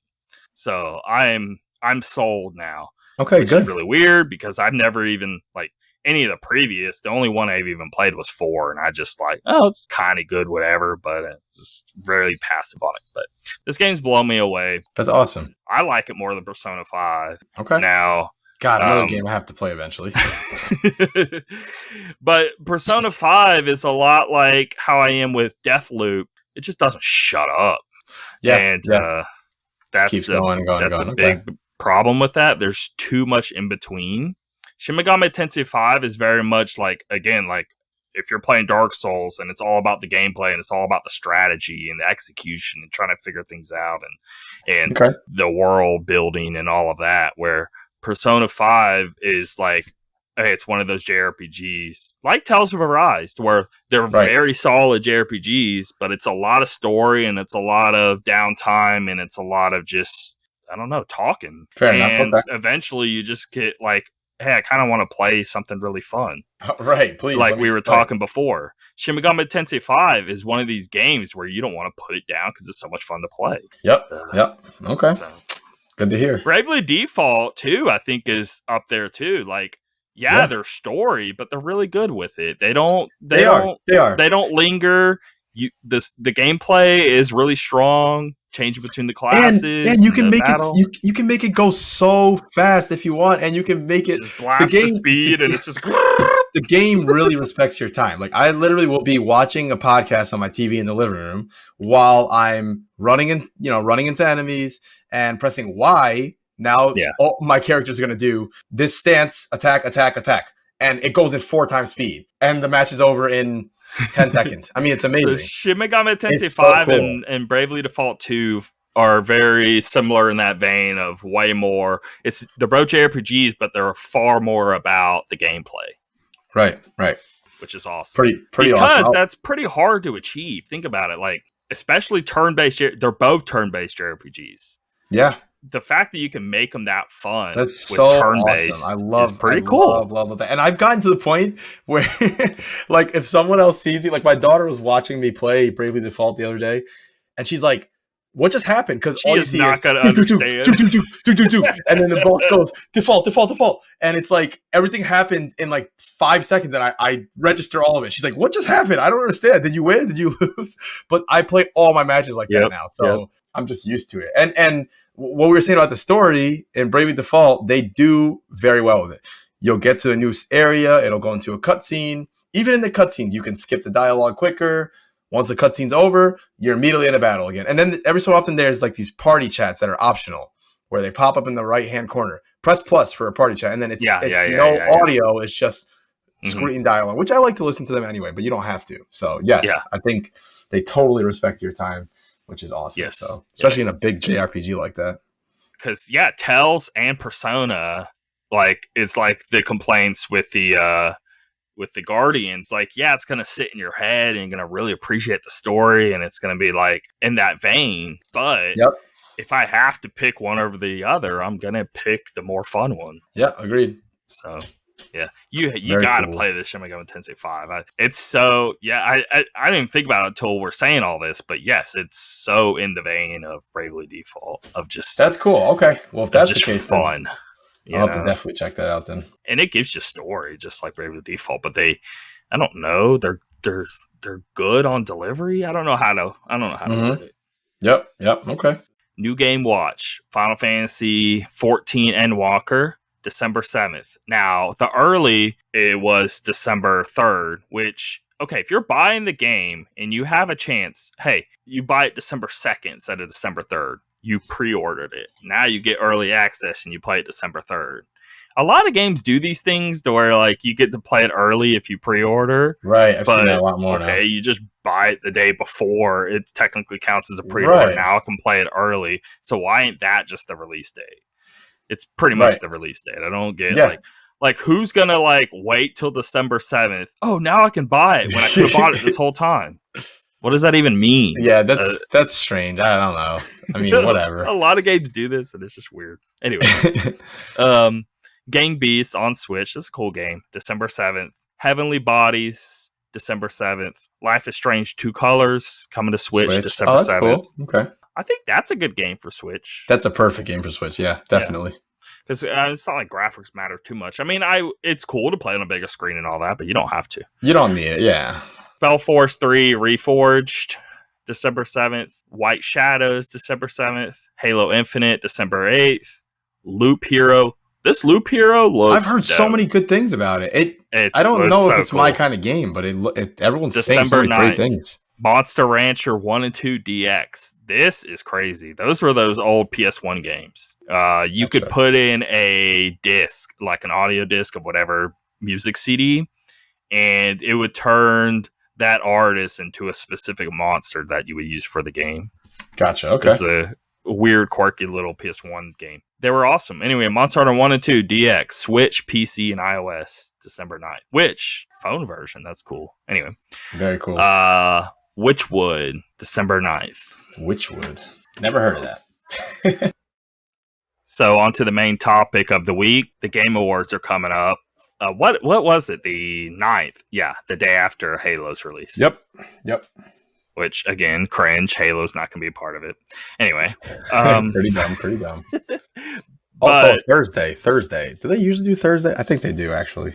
I wanted to do predictions. I thought it'd be really awesome. I get 5, you get 5 predictions. When I said Halo just then, this isn't one of my predictions, but I guarantee you they're going to do a little Halo chorus music score thingy. Right. The game just came out, and since they're not going to be able to do anything with it for the awards, I can see them doing like the whole music choir thing with Halo. They should do at least that. I mean, I would think. Yeah. And I mean, do you even like seeing those things? I think they're cool. I think they're kind of cool. I don't mind seeing them as long as we're not like overloaded with them. But yeah, I do like seeing them. Like when they did the Doom one, I thought that was pretty cool. My favorite is the Death Stranding one. Yeah, that was Death awesome. Stranding with churches, and it was so cool. Very cool. Anyway. Oh, they did a Zelda one that was really awesome. Like when Breath of the Wild was coming out, I was super hyped. Anyway. But yeah, we'll just go back and forth. You name one, I name one on our 5 here of our predictions that they're going to sort of like announce or show throughout the show. Sure. Okay, sounds good. You want me to start? Okay, I'll go. Actually, I'll say that. I'll go a little small here, but I don't think it's small. Other people will think it's small. I think it's actually quite big. I'm gonna be very hyped for it. Anyway, I think Digimon Survive is actually going to be shown. Now, they've been like saying this game here and there, and it's been like years, and I think they've almost had to like redo the whole entire game. But I'm saying this because they released 2 Digimon games prior on like PS4 and Switch and stuff. Right. And they were incredibly good. It's basically like Persona, but Digimon.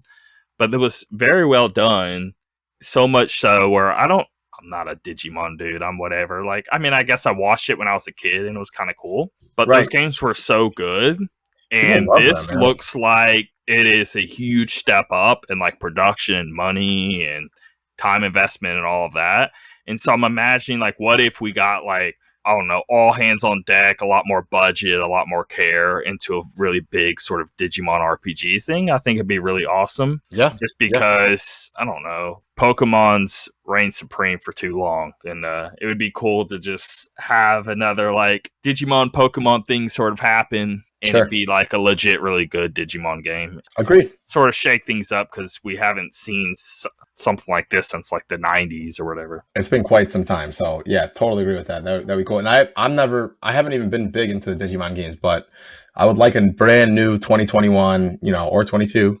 If you watch the little teaser they do and you look at any talk or work or concept art or screen or whatever, you can tell this game is huge. Like it looks very big budget and really like they're investing a lot of time into it. So anyway, I'm very hyped, and I think they're actually going to show it here because I know it's a bit more on the anime nerdy side things, but they show stuff like this during their awards. Yeah, definitely. It's not like they're not able to show things that niche or whatever. Very anyway, cool. So I see that happening, and I'm just also predicting it because I want to will it into existence because I really want to see the game in action. So there's that. All right, fair enough. Okay, well, let's hope we check that one off when we get there. I'll try to go on a similar level here. Let's say, I think that they're going to show whatever this new Sonic game is. I think they're going to show a trailer for it. Oh, this brand new Sonic entry. I think this is the perfect opportunity to show this. The Sonic movie came out. What was it, last year? I want to say people were like a little more positive on Sonic lately. Yeah. So I think this is the right time. Do you think this Sonic game will actually be good? Oh man, real talk. Like, so, man, I'm not confident. I hope I'm wrong. I feel like this might be different. Because no, Rudy, stop lying to yourself. No, there's no reason this is gonna be different. I hope I'm wrong. We're hoping it's gonna be good because I am hoping it's gonna be good. I really hope it's good. I am 50-50 on it. I'm genuinely split on it. I'm split on it, but I do want to see a new trailer.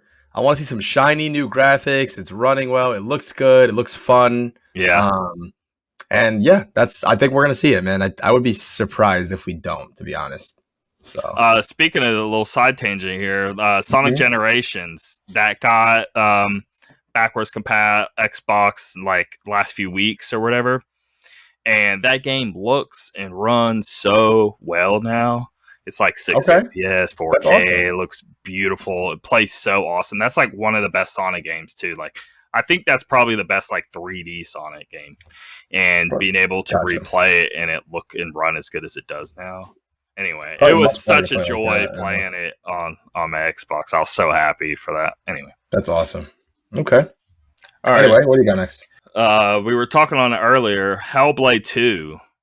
So I think they will show this game at this point because I do think it's coming next year, and I think it's time they show it. And then I think it's coming like I'm gonna guess like mid. It's gonna be like Xbox's summer game. That would be great because they have funding now. It's a first party game now, so it's not like it's some lower tier developer spending way more than time than what they would normally have to if they were bigger on it. Gotcha. It has been years in the making. It seems like it's going to happen this summer of next year, and if that is true, this would be the perfect place to show it.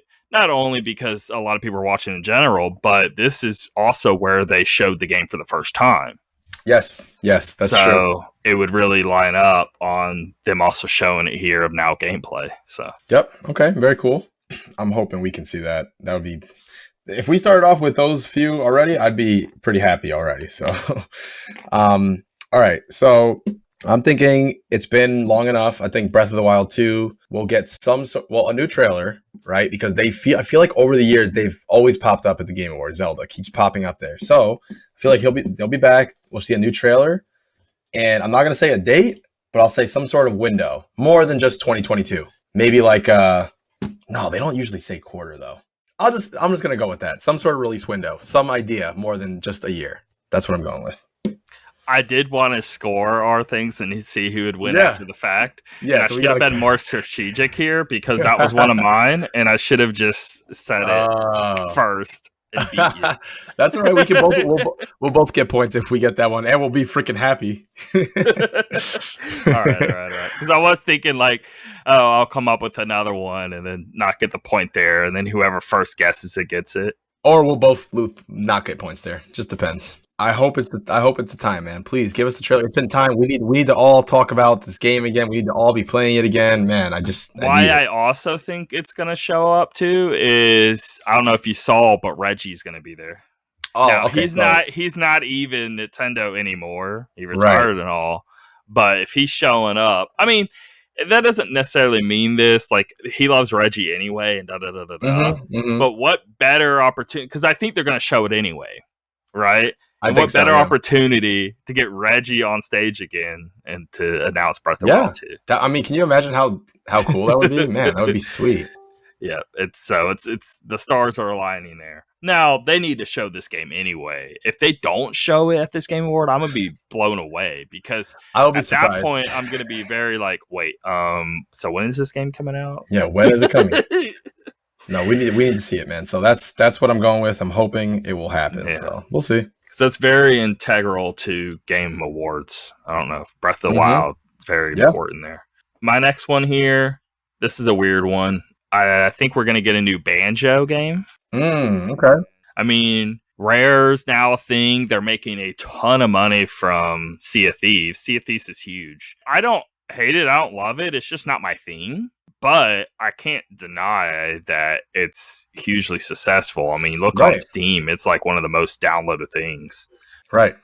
Game is very, very, very popular, and they're making a ton of money from it. I think they would now have the resources to do more games, and they are. They had that one game, Wild, whatever.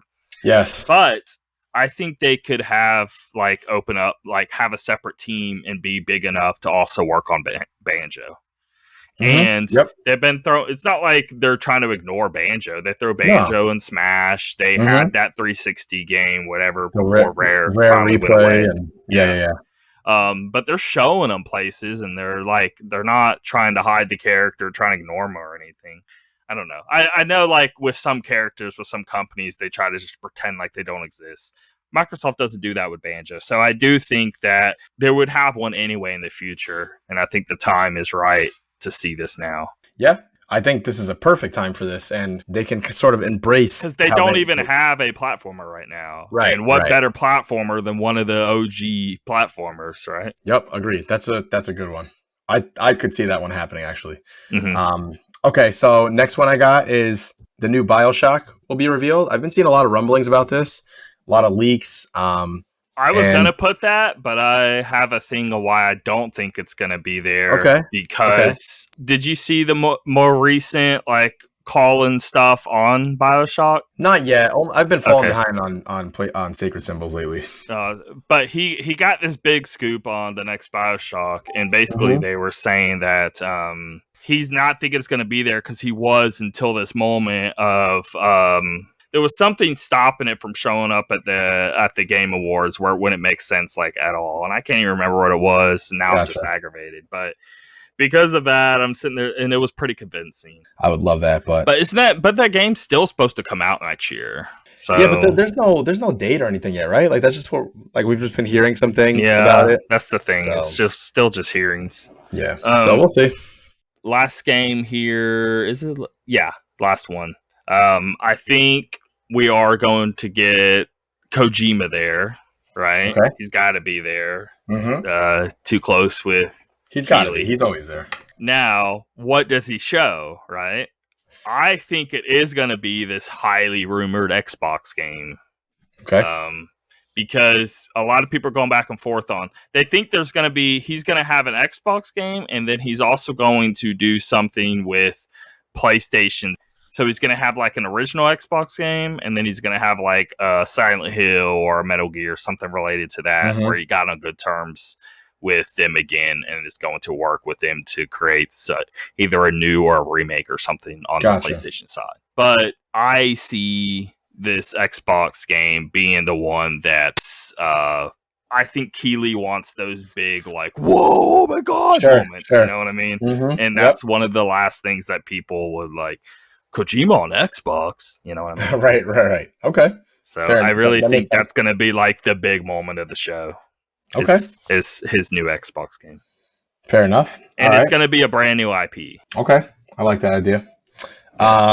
Okay, my next one is Hassan Karman. I'm just kidding. No, we're never going to see anything about this stupid game again. Please, no. No, truthfully, I think, or maybe I'm hoping, or maybe a little bit of both, this is the time, finally. Bloodborne, PS5, PC. It would be perfect time. Oh my God. Patch incoming. I'm not going to go as far as to say patch incoming tonight. Shadow drop, dude. I'm going to say Bloodborne. No, you know what? Whatever. Let me go all out with this. Okay, so this is what's going to happen. We're going to watch the Game Awards.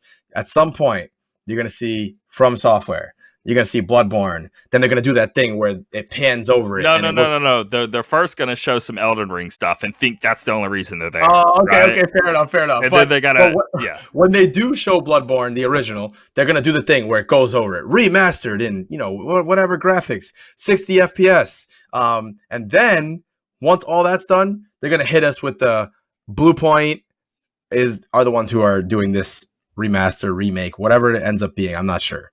But anyway, that's what I'm thinking. I think we're going to get some Bloodborne news finally this week, and that would make me very happy. So it's going to be a remaster, remake. You don't think it's going to be just like a 60 FPS patch that you think they're going to do more?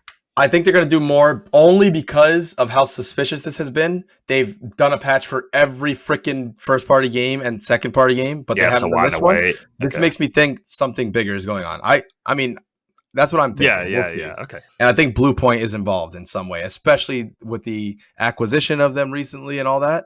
Now, I believe all this, but I just don't. Game Awards, I don't know. Yeah, I guess we'll see. That would be huge. Yeah, exactly. Sekiro was revealed there. They did Dark Souls 2 was revealed there a long time ago. Yeah. So, anyway, do you have one more, or did you go through all yours? Because I have one more. No, well, because I share the Breath of the Wild 2 thing. Oh, gotcha. Okay, so then let me hit you with the last one.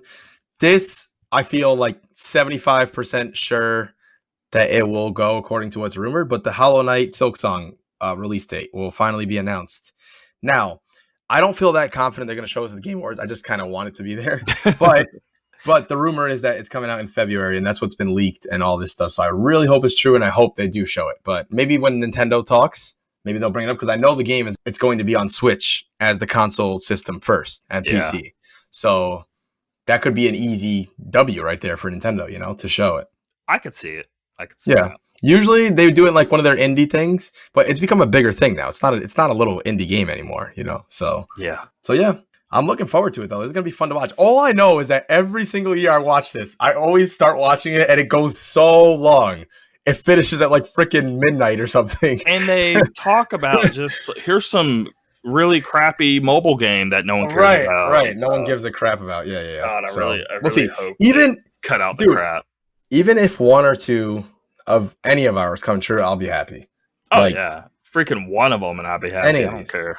The Breath of the Wild one would be huge. freaking Bloodborne thing would be big. I mean, BioShock, any of them. So weirdly, out of all of mine, it wouldn't be my most hyped, but it would just be my biggest like, dude, that's so cool. I think would be the Banjo, because I don't know, that would just warm my heart over so many, because Banjo was so loved in like N64 days, and then like that's about it. And it would be cool to see like such like an old thing return. Yeah, agreed. So I guess we'll have to wait and see till Thursday, but looking forward to it. All right, so who's winning this game of the year? Not our game of the year, but who's winning this game of the year? Honestly, I've looked through it over and over and over, and I really do think that Metroid will win. Really? I feel pretty confident in the fact that I'm looking at the other. If we were voting, but you got to think. Yeah, no, I'm not even thinking of myself though here. I really tried to think about it, and I thought like, here, let me pull them back up again. Game Awards nominees. Okay, so I think that It Takes Two is an amazing game. I don't think people will vote for it. I don't think that's going to win. Resident Evil 8, I think, could win. Resident Evil 8, in terms of the voting. See, I feel like the reason why Metroid is going to win is because these other games are going to split the vote between each other. I think Guardians and Resident Evil 8, I guarantee there's a lot of people who will go one way or the other. That's what makes me think that they'll win. That's kind of what happened with Sekiro when they won. But I think Deathloop is winning. Deathloop? Okay. I didn't think there was just so much like everyone loving that critically. Right. Okay, well, we'll have to see. I don't like it, but I don't love it, but I see that getting the vote. I see Deathloop getting it. Besides David Jaffe, I have heard no one say not one negative thing about Metroid. Even people who are not Nintendo fans. That's true. That's what makes me think. Like, I've heard mixed reviews on Resident Evil. I've heard mixed things on Deathloop. I've heard even mixed things on Guardians. So I don't know. That's what I was thinking. Yeah, it's hard for me to imagine any critic trying to say that game's bad or there's things wrong. That's the thing. I don't think anyone is saying any of these games are bad, but they might. Anything bad in it. There's there's nothing you could point at that could bring it down. It's like a perfect video game. And what else did I miss? Ratchet and Clank is a very good game, but I don't think people are going to. I don't think that's winning. And Psychonauts 2, that's another one. I mean, that's just completely slipped my mind. I don't know. I love that game, but I don't see it winning. Now, if it did, I would be incredibly happy because I'd be proud of the gaming community. But you picked the correct one here. But I think these votes are going to get split up quite a bit. So we'll see. And I don't even mean that. I still honestly can't decide my actual Metroid. I care just as much as I do in Psychonauts. Yeah, it's going to be so hard for me to figure out on my own. But in terms of the winner here, I'm going with Deathloop. Okay. All right. Well, let's see. Let's see how our predictions turn out and our choice for the winner. We should make a list too when we get a chance of all the categories. I went through and I voted on all of them. Okay. So I'm curious to see how we do. But yeah, I need to do that. Anyway. All right. Well, that'll do it for the week. Yep. We'll see you guys later. See you guys next time. Take care.